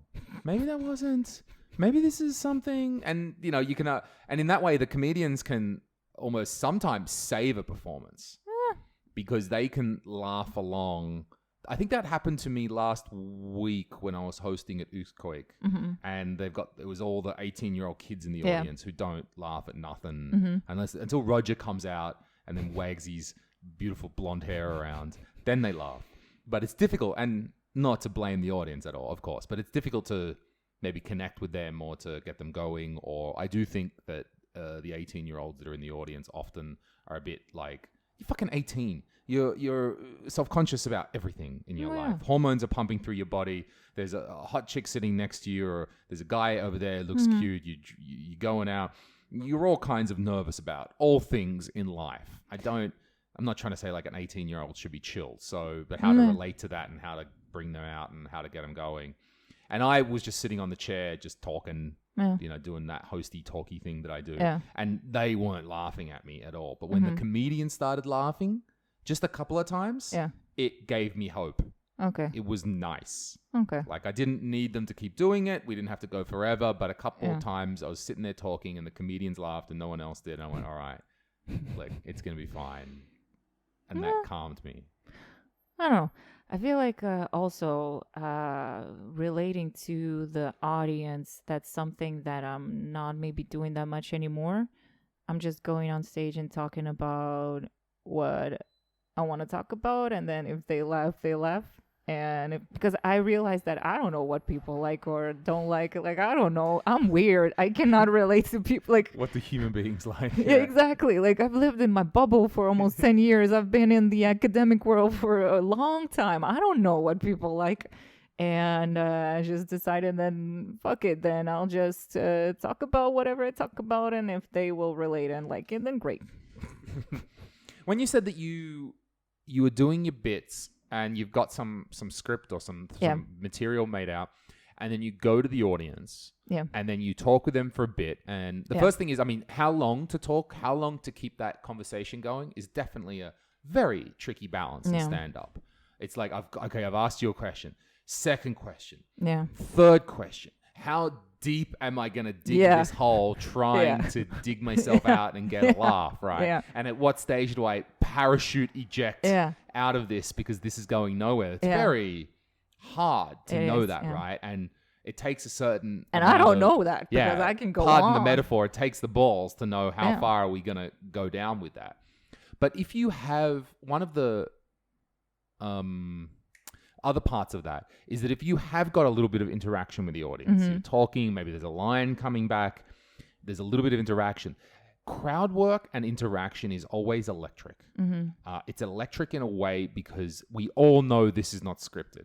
Even if baiting this guy to give that answer and say that reply and does that is something you've done before. If you're doing it right, it comes across as electric. And it can often be then very difficult to reset and go back to your material. Yeah. And that's maybe to think about that, how to reset yourself. Because I think what's happening is you're going to the audience, you're getting electricity, you're getting that, and then you're going, oh, now I'm just saying those lines from my script again. And you feel a bit awkward, and then work on that transition somehow. Or at least be conscious of it. Yeah. Yeah, and that's something to work on. Because that's what I saw in, where was it? We were in New York when Ari did one show at Caroline's on Broadway. And it was this early show, like a 7:00 show. And it was like a new faces show, like newer comedians. And Ari went second to last. And he was great. He was fooling around and he was feeling good. And he was I wouldn't say he was necessarily doing crowd work, but he was Yeah. very electric Yeah. on stage, and he had that buzzing and that charisma and all of that. And then the final comedian who was going to close was just doing material. Oh. And I think it was a woman, but irrelevant. She just couldn't follow him. Mm-hmm. Like, you just can't. If you've got someone who's so electric and in the moment and Yeah. with him, even if the jokes are not that great, you connect with that. Yeah. And the headliner wasn't, or whatever, the closer was not doing well Mm-hmm. by just saying that, because while Ari was happy to be in New York, this is the first time or whatever, he's doing a show there, he's on Caroline's, this is the greatest thing he's doing. Mm-hmm. The rest of them are all doing their regular sets. These are the same sets that we've done. Even we know a couple of those comedians. We know that bloke's been doing that fucking material. Mm-hmm. A few of them, I could watch them and go, you are better than this material. Oh. Like, I can see the material. I can Yeah. see what you do. I can see your writing. Even if I don't know them, Yeah. I'm like, you are better than this delivery. You can do more than this. But they're not. They're doing the, 17th gig of the week, and that doesn't excite them. And then Ari comes up there and jumps up and down and does his little Eastern European accent, and it's impossible to follow. Yeah. So that, electricity counts for a lot.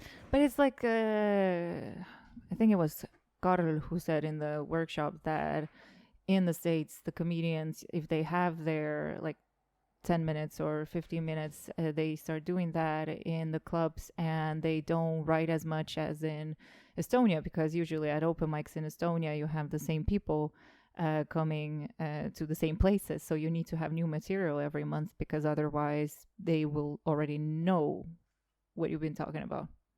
Yeah, and that's less than it used to be. I mean, back in the day, when we just had like 3 open mic venues, and we had a much smaller audience, and they were sticking to those venues, those first hardcore fans who were coming to see this weird thing.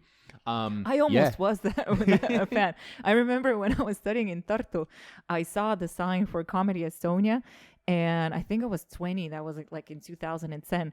And I was so scared to actually go inside and go to one of your shows, even just to go and listen, not even to perform, but just to listen. I didn't go because my friend said she's not going to go with me. So I didn't. But I remember from that time. What was scary about it? Well, what was the perception of it then? I think that maybe because I knew that at stand-up, usually comedians talk to people in the audience, and I was scared of that happening. And also at the time, I was just like weird. I didn't want to go alone to places. Like, I wouldn't even go to the movies by myself back then, which I do now because, I'm almost 30, so who cares? Yeah, I know. Glad that you've graduated finally at 30. Good. Mm-hmm. To expand on Carl's point, so Carl was saying, if I understand what you're doing, Carl was saying that in America, or in larger markets, the comedian will get their 10 minutes, their 15 minutes, and just do that. Yeah, because there are more people, and the audience is always different every night. So it's not the same people going to the same venue like we have in Estonia. So they can do the same material because there are just so many people Sure. And another reason that they do that is because they get their best 10 or their best 15 minutes. That's their killer that they believe. And then it's like they say, I've got to be showcasing. I mean, I've got to be doing great in case the booker's in the audience, the potential managers in the audience, someone influential.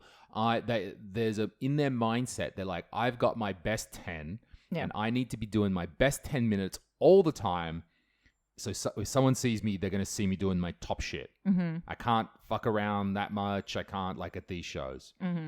And what I saw watching Ari that night is I saw comedians, like that one guy, I'm like, you can do better than this. Yeah. I could feel you can do better than this, but he's doing what he thinks is his best 10. Because they think that, okay, I'm on Caroline's, I've got to do that. And it occurred to me, I'm like, well, wait, I'm not even that much of a great comedy manager, and I can see through this. Yeah. Like, I can watch Ari, and Ari was maybe objectively, maybe if you went line by line, joke for joke, Ari was not doing the strongest, most written jokes. Maybe someone there had a more clever punchline than him, right? But he had that electricity in the moment. And I can fucking see that. Like, if you're a manager or a booker or anyone to do with comedy, you see comedy all day long. I can see when a comedian is good. They don't need to be pulling off their best material all the time for me to see what the fuck's going on with this comedian. And this is where I think that this is the problem with we're always showcasing their best 10 minutes because they're getting stale at it. I'm just doing the same 10. I'm never improving. I'm never really stepping out of those boundaries. I'm never improvising around it or being put into a difficult situation which makes me dance, monkey dance. Yeah. And I think that they should. I think that they should take the risk, because if they are good and if that booker or that manager is worth anything, they will be able to see through that. Well, there you go. It's my deep thoughts. Yeah, maybe they will hear that one day and Maybe. be like, that guy from Australia. Just God." keep trying. Yeah, don't have to always do your best shit to prove that you're a good comedian. There you go. To all those people who will be listening to this and will want to get into the comedy business. How do we Get to this topic? How do we do this? I don't know. What do we do about women in comedy, right? I want to have more women in comedy. That's great. It's a good thing. But I also understand that as I look around the world, it's a slow progress everywhere. And we're typical Estonians. We're trying to be, why isn't it happening to us now? Why aren't we doing more? And I've spoken to a bunch of managers and some important people about this, and they're like, you guys are doing all right. You know, all things considered. Now, that's not good enough, but all things considered. Because with stand-up comedy, we can't just promote someone up the ranks unless they're actually good, right? They actually, that's it. At best, it's going to be even worse for them because they're going to be shit and no one's going to like it. Gonna be a bit awkward. Yeah. So it takes time. Yeah. It's like when we discussed it the first time with Caleb and Renar when we went out that night. Look, I'm going to admit to you, and I remember a lot about that. Okay, great. Great. Because we've actually had this conversation already. Yeah. We can have it again. That's why we're having it. No. Welcome to the world of entertainment, Olga. We say things we've already said because it's a podcast. Thank you. Quite honestly, since, I'm such a great ambassador for all women and female comedians in Estonia, it's going to take time, I guess. I don't know. What do the other comedians think about it? The male comedians in Comedy Estonia. I don't know. I think we all kind of feel the same. We understand it's a bit of a boys' club. We don't necessarily want it to be a boys' club, but we're not quite sure how. We're a bunch of boys, not quite sure how to not be a boys' club. Yeah. You see, because you also have this, like, especially with the core group, you have like a boy band. And, coming in as a female, well, they are friends. So you're not going to just, get in there. Any person. Yeah, it doesn't have to be even a female. Yeah, it's just like any person. Yeah. And that's always a balance when you've got any group of people. How to, even if you view Comedy Estonia as a whole, right? It's something that I've thought about over the years. How to make a group that can still be inclusive and welcome people, but there is value then in also having some exclusivity. Yeah. Not completely. You still have to have, like, not just any dickhead can come in. Yeah. And then maybe that's our thing that, okay, well, you at least, if you're not, you got to be doing comedy, and you got to at least be, maybe you're not doing great comedy, but you should be trying. And you're trying, that's the threshold. That's enough of not just any idiot can just rock along because they think they want to get attention on stage. So that balance. So, and I understand that balance for the whole group is hard. I mean, my personal advice to any female comedian would be to just, don't care about the bullshit that happens off stage. Just go on stage and do your thing, and that's it. If you want to do it, just do it. Yeah. I like it. Do you think, does it help to when women see women on stage? Is that an encouraging thing? I mean, does that help break it down? Maybe. I remember when I went to see Comedy Estonia's first open mic was at Burning, actually. It was when I signed up to do my first open mic. I don't know if you know this story. I signed up and then I wrote Merili after that open mic and I said, I'm not ready. I need to prepare. Can I do it like some other day? And then she gave other dates to me. And then she said that if I will say that I'm not going to do it the second time, then I'm not going to get on stage ever. Dang! Yeah. And then I was like, okay. Merili's a savage. And then I went on for the first time at Viimsi. And I didn't know that was like well, they're not a tough crowd, but still, like people might say tough. It's not easy, right? You got to have easy. some experience, some appreciation of the audience, But how to work it, how exactly. to do it. Yeah. But since I was so oblivious to what was happening at VMC, I just went on like nothing is happening. And then I remember my sister was in the crowd, and I remember because I practiced at home, she knew what I was gonna talk about, and I could see, and then I could hear her laughing, and I was like, God damn it, woman, you need to calm down because I cannot finish it if you'll be laughing. Like I started laughing too. But I don't even remember what was the Your question. first time doing comedy in VMC, you were oblivious. You were just getting up there and Yeah, going. I did it, and people laughed, and it was great. And then I did it again. I bombed, and that was great because I realized that and it's not gonna be awesome all the time. You gotta actually work. And then I started writing more. Although, the whole writing thing is not so stable. You write someday you write like one joke, the other day you write like for an hour and a half, and then How do you write? Do you just sit down with a blank bit of paper, or how does it come out of? Usually in my computer or on my phone. Lately, more on my phone before I go to sleep. I write something down. Yeah, because now I work and I don't have time maybe during the day, or I'm too tired. So before I go to bed, I feel like my brain is just calm and I can write. Okay, that's when you're laying there. Yeah. Those thoughts are still bouncing through your head and it gets it out. Yeah, but quite honestly, I don't know what I'm going to be talking about tomorrow. Like, I don't know, because I already did the set that I'm going to do today at Uxquake. So we'll see. Yeah, that is a little bit of a tough one at Uxquake because now it's once a week. Yeah. That show. Yeah. I was having this conversation with somebody else because they were asking me as well, like how to deal with. So our general rule with Comedy Estonia is try not to do exactly the same set in the same venue. Yeah. Because if someone's coming to multiple venues, then maybe because we need to practice. Yeah. Too. And if someone's coming to multiple venues, then maybe, hey man, maybe you understand that that's what open mic is all about. Maybe then you learn. And I don't really think anyone's complained for a long time or had any thoughts about, I always hear the same stuff. Like, yeah.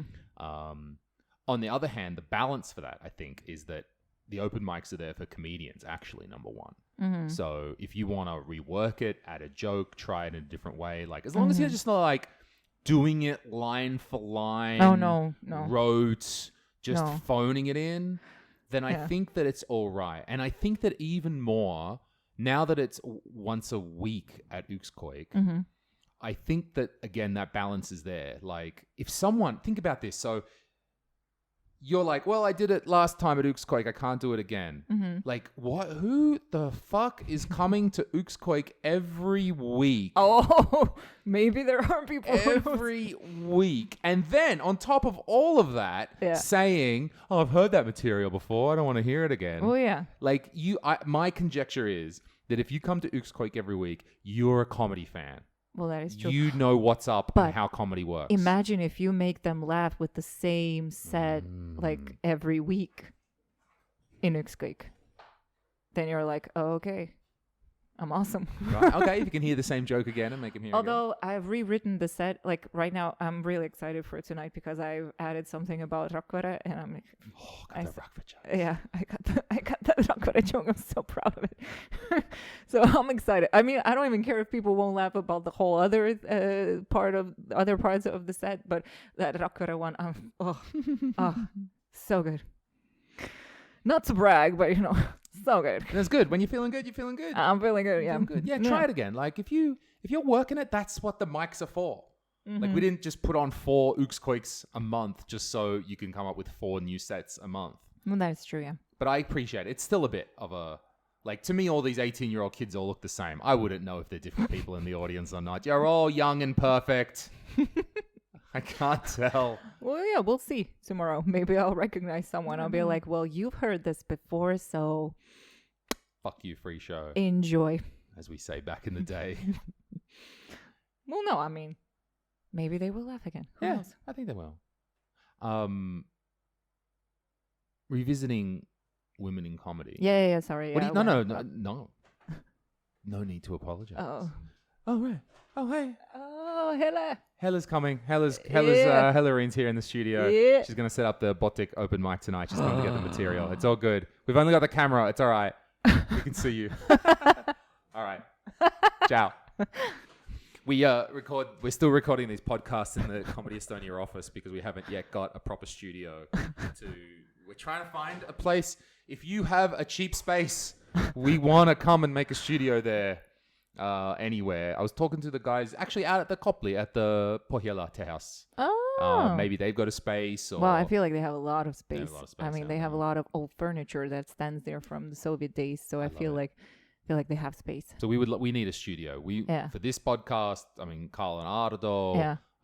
Tusi Soyad's going to Yeah. do video when we finally get a room. So they're Oh. super motivated for that.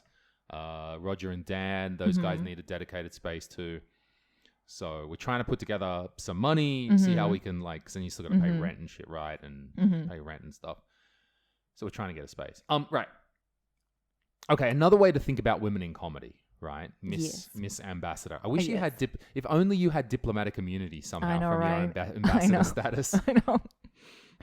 Is that the one of the best ways that I've seen that a comedian can get better Yeah. is that when they decide I'm going to be a motherfucking comedian. Yeah. When they're like, this is what I'm going to do. I know I want to be a comedian. This is they go balls in. And that's what Renner did recently, right? Yeah. With no hope of, he's not like really pinging his fortunes on much else. Yeah. Right now, he's like, for now, I'm really going to be a comedian. Yeah. And I think that's an important step. Yeah. When a young comedian says, this is what I want to do. I'm going to try to make a go of this, maybe even one day make the money from it. I know it's going to be a hard slog, but I want to make this the career.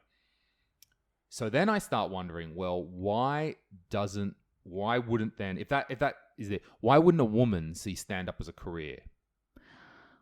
That's a good question because for me at first, because I knew from the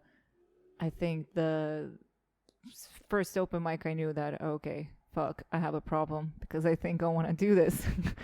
And then it took time for me to actually admit to myself and then to my family that, okay, I feel like I'm going to try this. I'm going to do this.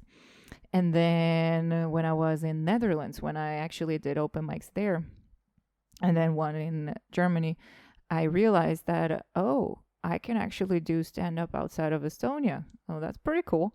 And I realized that, it's not that impossible. You can actually do this. I mean, I don't know if I'll have any income from it in the future, but I hope I will. But I can do other jobs. And also, for me, I know that stand-up will always be in my life. Even if I won't be like a professional or anything, I will still be doing it. And since I had life before stand-up, I know that I will always have a backup plan that I can always go. I can do.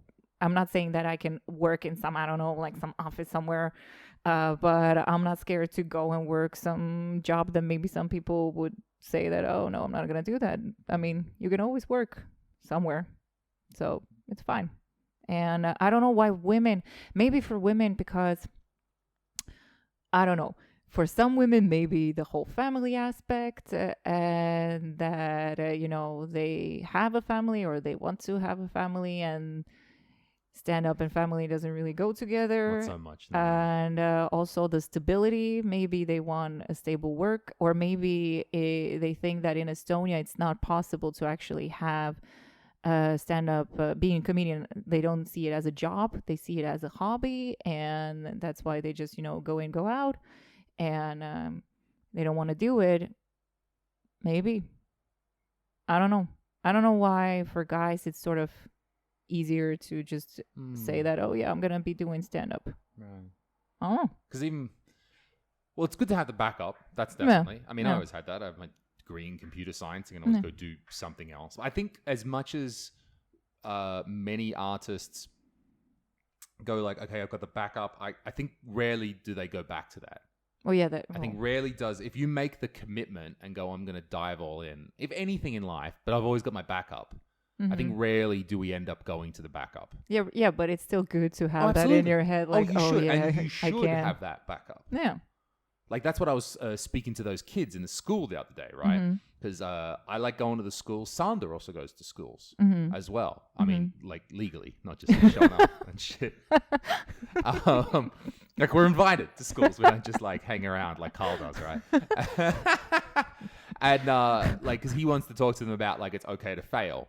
Yeah. And, like, because, you know, he was a civil engineer and then a chef, and now he's being a comedian. Yeah. But it's okay to fail and it's okay to do that. And we both talk about that, like, not everyone in Estonia has to be a startup guru. Yeah. Not everyone is the startup CEO getting the funding and all that kind of shit. Yeah.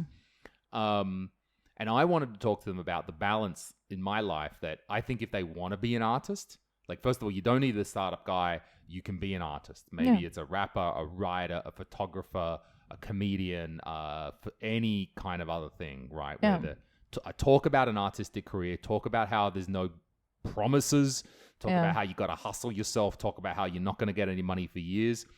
So why the fuck would you do this? Because you have to. Yeah.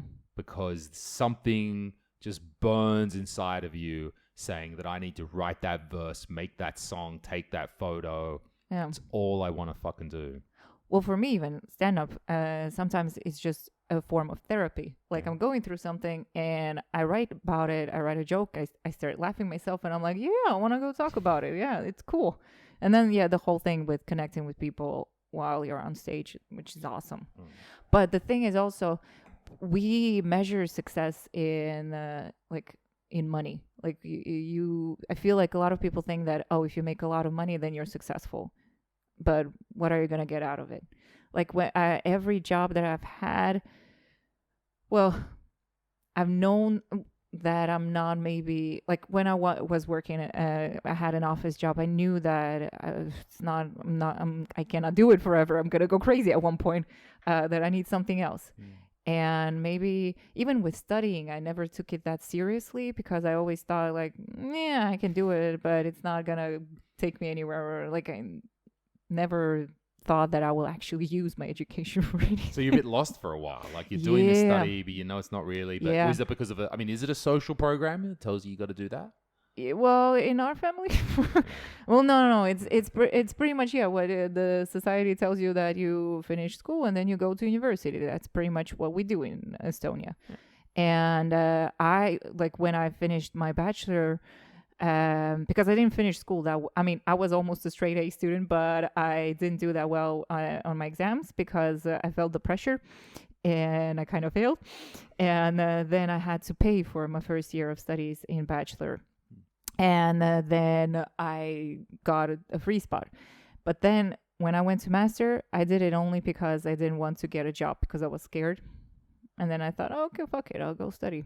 I did that for a year. I did the extra year, which we called honors, but you might like a year. I don't know is masters a year or is it more than a year? Two. Okay, so we had 1 year called honors, and I did it because I wasn't ready to leave yet. And it was like, hey, 1 year. Hey, it doesn't matter. It wasn't even two. And then after a year, I was like, fuck this place. Yeah. Okay, I'm out of here. I got that extra one.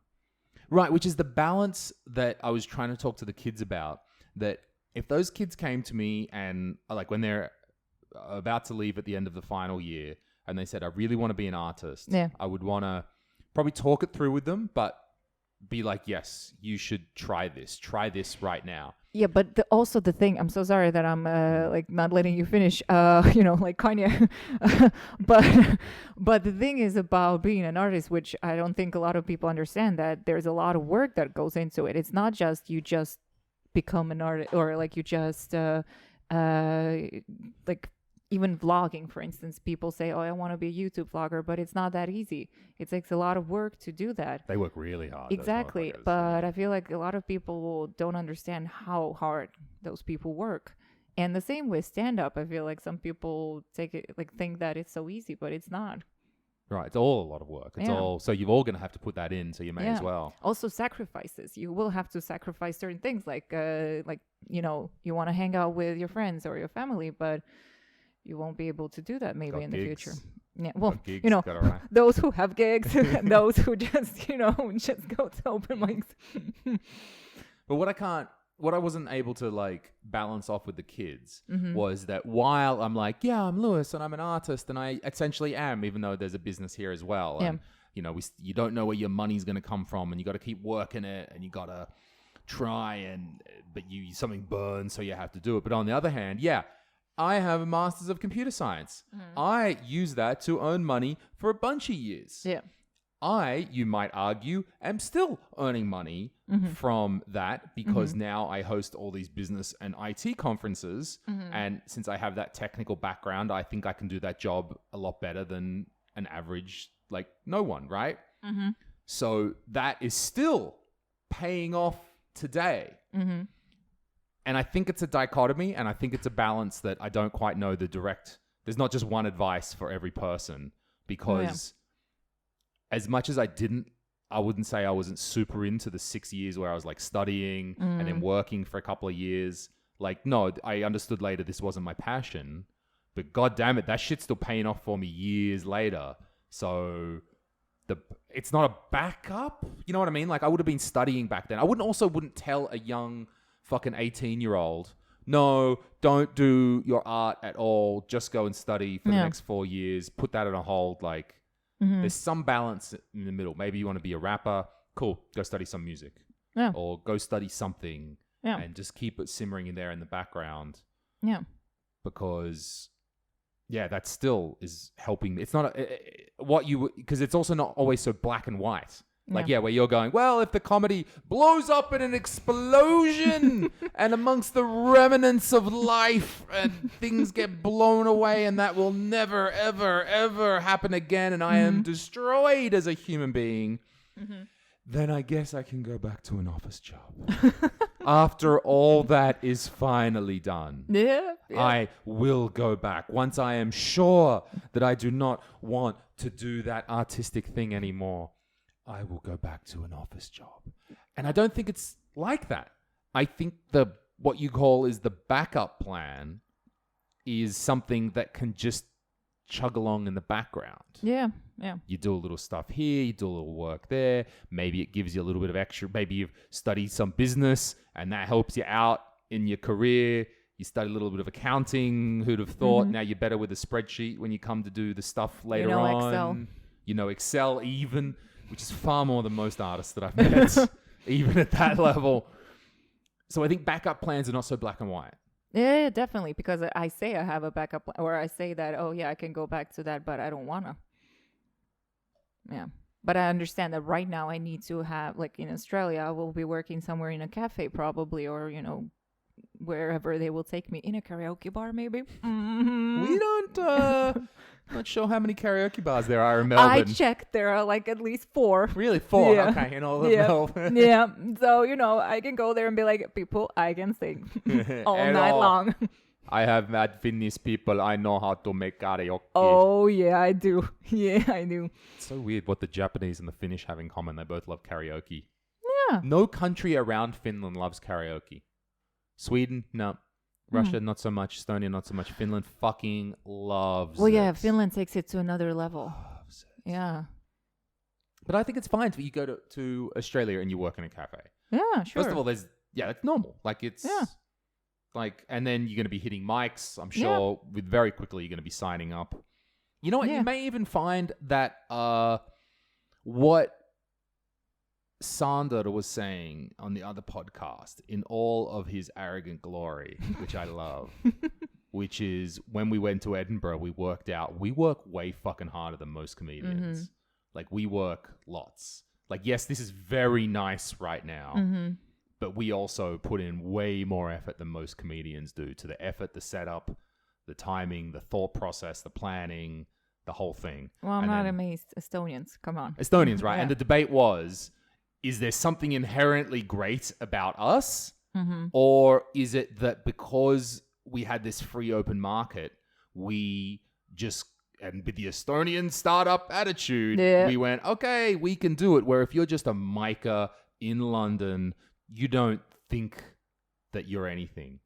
You don't think that there's possibility. Now, no doubt we have been propelled forward, you know, being the front runners, we've been propelled forward, but we couldn't decide is it just the circumstance that makes us good? Are we inherently good, or what it is? But I think you may take some of that attitude over to Melbourne. Oh, I mean, definitely. Ari certainly did. Ari, with his magnetism in his personality, sort of found his own group around him who really wanted to be comedians and really wanted to work. And he did the first. He put on his own theater show. Really? That the last night they promoted it up to, but the last night before he left was a 350-seat theater show. Wow. Ari Matti Mustonen imported goods, Oh. and no other local Vancouver comedian had done such a thing. They were all like, I go to mics, I do shows, I wait for someone to call me. Yeah, exactly. I They're do- waiting for someone. Yeah. Right. But I feel like in Estonia, we have that attitude that, we can do it ourselves. Why should we wait for someone else to help us? Because it's not only in stand-up. I've seen it in other areas too, that people are like that in Estonia. I think so. I think that's what the Finnish don't have. Yeah, exactly. Coming back to our point before about what's the difference. Yeah. So that's what you can impart to them. Yeah. That's what you can give to them. Some of that good feeling. Yeah. That when you go, you're going to get into it and you're going to have this like enthusiasm for it and this fresh attitude. And they're going to be like, you're going to be like, of course we can do things. What are you talking about? And with my bossy attitude, I'll be like, yeah.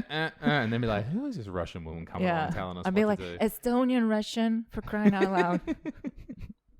Yeah. We'll see how it will go. Yeah. Go along, find some mics. Yeah. Yeah. Are you goddamn sick of everyone you meet telling you that you're going to find a man in Australia? Oh, yeah. Every person is like, oh, at least you'll find a husband there. Or, you'll definitely find a man. Or my friend, she went to a party and she found herself a man there and stayed there for like God knows how many years. And, now they're married and we have 2 children. Like it's a one-way street between Estonia and Australia. Yeah, and pretty much, yeah. No woman ever returns. I have a friend actually who returned without a boyfriend.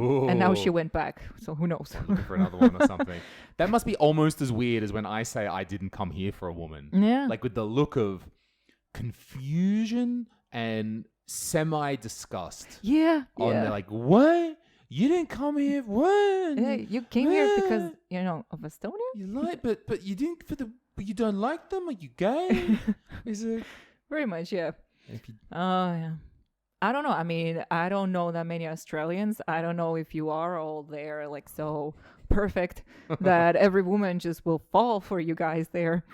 Olga's going over there with her high standards. I have no standards. What are we talking about? But no, I never really think that, I'll go somewhere and I'll definitely find myself a boyfriend there, because I don't have that. I don't want, like, I'm not looking for a boyfriend. Like, that's not, You lesbian? No. Okay. I'm just weird. I'm just weird. Yeah. No, it's because also people say that because, and the other thing is that people say that, I say I'm going there for a year, and they're like, yeah, right. You're staying for the second year for sure. And I just don't like that people tell me what's going to happen. Like, I don't know what's going to happen. Why are you telling me what's going to happen? Let's see. Okay.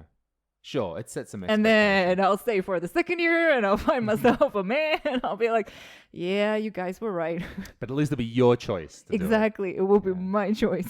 Isn't the rules of the visa different for the second year? Yeah. Well, you have to just do the farm work for 3 months, or go to the north and do work in the tourism or hospitality for 3 months. Oh shit! Yeah. You're gonna have to go north. Yeah. Wasn't there like a city called Darwin? That's in the very north. Yeah. That's the very top. And actually, they capital. have stand up there too. Oh shit! I checked. bet they do. Yeah. Yeah. Okay, Darwin. Yeah. Yeah. So Oh, I want You you know. to go to Darwin so much. Really? I want you to be around those bogans so Really? bad. Is Those- it the like, cream are of they that Australia? special? Oh, more special than you can imagine. okay, great. More special. How's you going, love? Show Great. us your tits. Oh, great, Yeah, great, they're great, gonna be right great. into it. Those boys But are you gonna know- love you. But it's gonna be a good practice how to deal with hecklers and stuff. Sure. Yeah. That could be good. It would be nice up there, but you'll get like real Australians, like Great. real salt of Really the earth. authentic. Very authentic. None of those Melbourne posers with their scarves and their lattes and flat whites in Melbourne going to their theatre or whatever the fuck.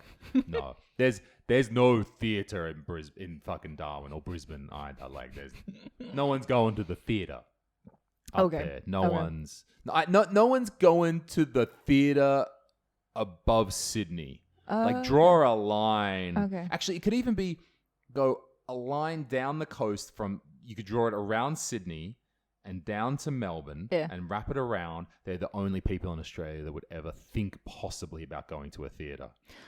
Isn't there like a film school or something in Perth? Or like acting? There might be one in Perth. But that's film. That's it's always theater. another country. It's 3,000 kilometers away. That is true, though. But, you know, I feel like then I should be above that line that is like the part that doesn't go to theater. I feel like those are my people. They're your people up there. I'll be like, my people, hi. That's why we don't have theater, because it's nice outside. We don't need to hide for most of the year. Yeah. Like, man, I'm not going fucking inside. I'm going outside for a beer down the pub. Outside theater? No, we don't. I'm trying to think.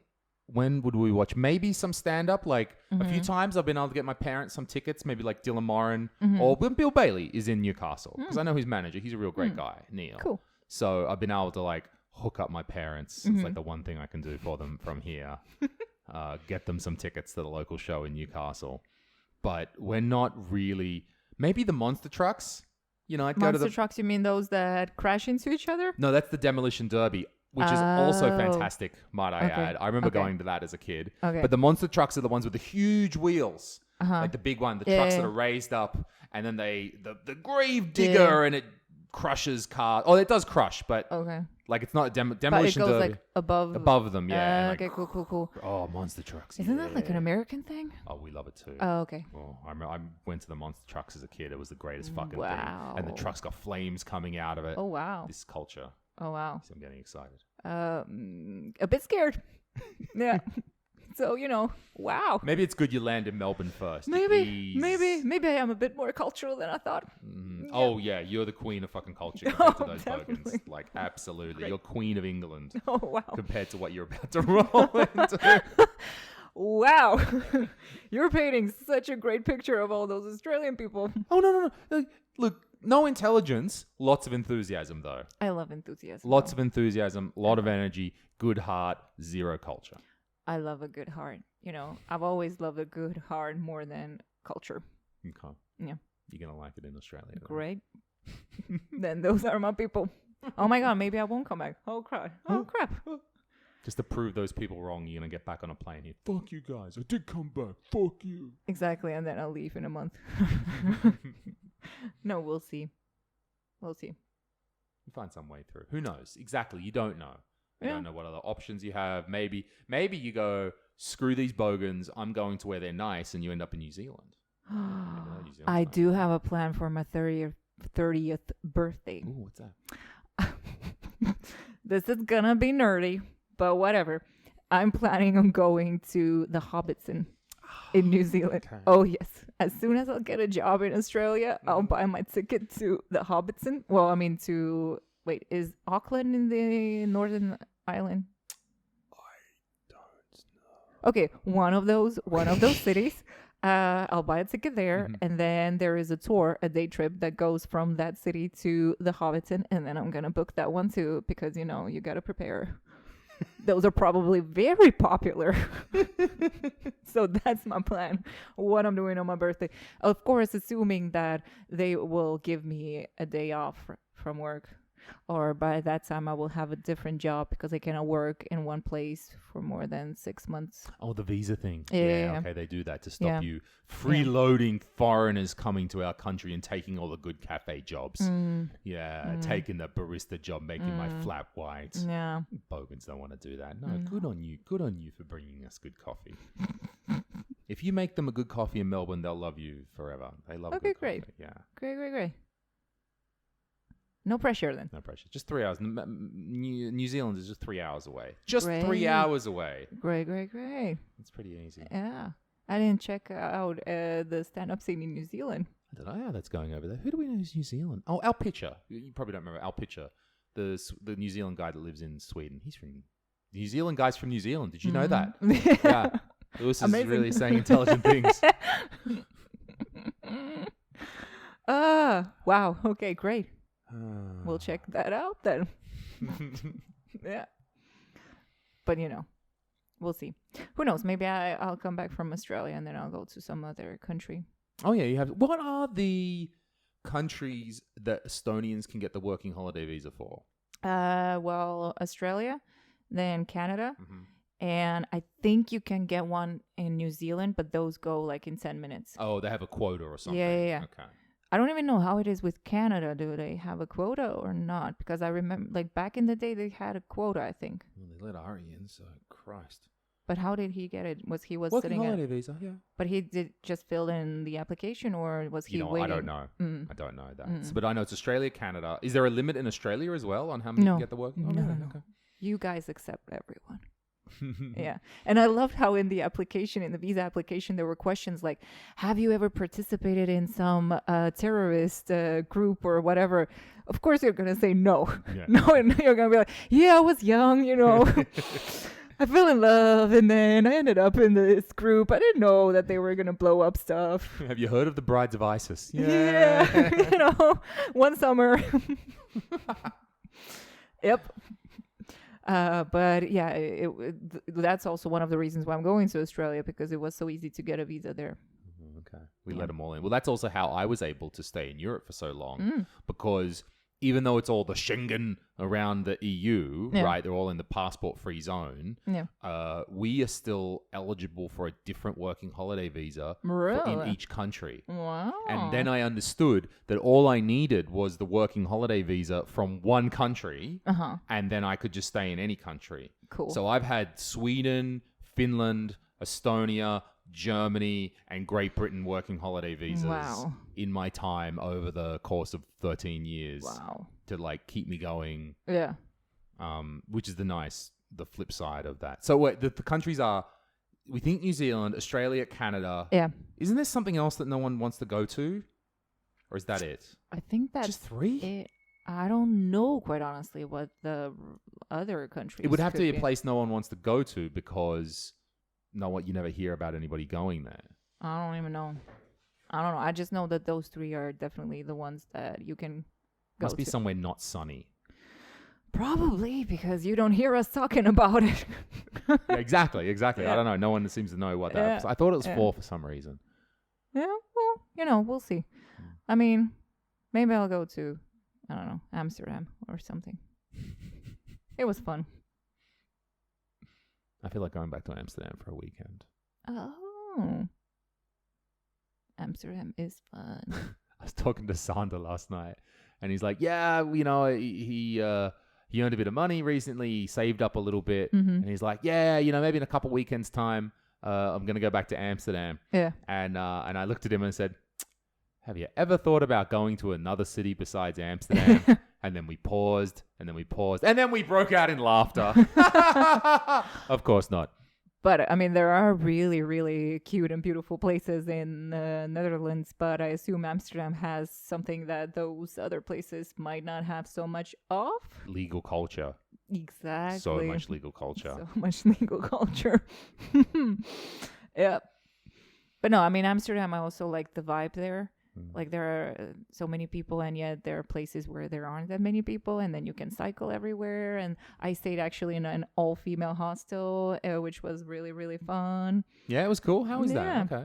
Well, we had like the sisterhood going on. We had the romantic movie nights, or not romantic, I'm sorry, movie nights, but we watched romantic comedies. How much of a fucking stereotype are you guys? Like, come on. Yeah, we are. Like, when we watched Dirty Dancing, it was so awesome to be singing along to those songs from that movie with all the other girls. Wow. Because if you said there was an all-male hostel, I'm like, fuck that place. Really? You wouldn't go? No. Why? Sausage fest. Okay. Sausage hostel. No, thank you. Okay. That's half the reason you stay in hostels, so you can chat up the cute girls in the hostel. Yeah, I don't see the appeal. Because usually I don't want to chat up the guys in the hostels. No. Well, maybe we did. I mean, when we were first in Europe in 2006, that's all I was 26. Younger than I am today. And we were just fresh Australian boys in Europe, and that's all we wanted to do was talk to girls in hostels. But I mean, it is a good way how to find people to like go to places with, or to, you know, if you don't know anything about the town or the city, then hostel is the place where I would suggest people, you know, go, because you will find friends. Even for one day, you will find someone who you can hang out with and you won't feel alone. I guess it could be like that, for example, right now at Red Emperor's downtown. You go on the Reds, because like that's like, otherwise you can't just show up at a hostel. Otherwise, it's a bit weird. But Reds kind of has like a bar. Yeah. So you can show up at their bar. Yeah. And, you know. Yeah. And also, I mean, all sorts of tours, like free tours, are good places where to go to if you want to meet people. Yeah. This is Olga's advice for because people out there. Because that's what I did. I don't remember which city I was in. Maybe Budapest. And then I went to the free tour, and then I met people, and then we were like, oh, yeah, cool. Let's hang out. And then we hung out. Should we wrap it up and head down? Yeah, I don't know how. Oh my God, is it 7? It's 7 o'clock. How long have we been talking about? We've been talking for 2 hours, over 2 hours, about 2 hours now. Oh wow! Can just talk and talk. I know, right? It's like, oh my God, like yeah, they're dancing. I mean, Patrick Swayze. Oh my God. Yeah. So we're going to do the open mic tonight. We're going to go down to Botic in Copley. I was there on the weekend for the Copley Fest. Have you ever gone there when they have the fresh pies and things there? No. Oh yeah. What are they like? What is it, like a bakery or a van? Yeah. They open up a bakery. I don't remember, is it on Saturday or on Sunday? But those are just amazing things that they serve. Like, oh my God, like seriously, and their coffee is good. So I would check it out. Nice. Yeah. All right, let's do it. Let's do it. We're going to head down there to the open mic. Thanks for... Also, got to use the toilet.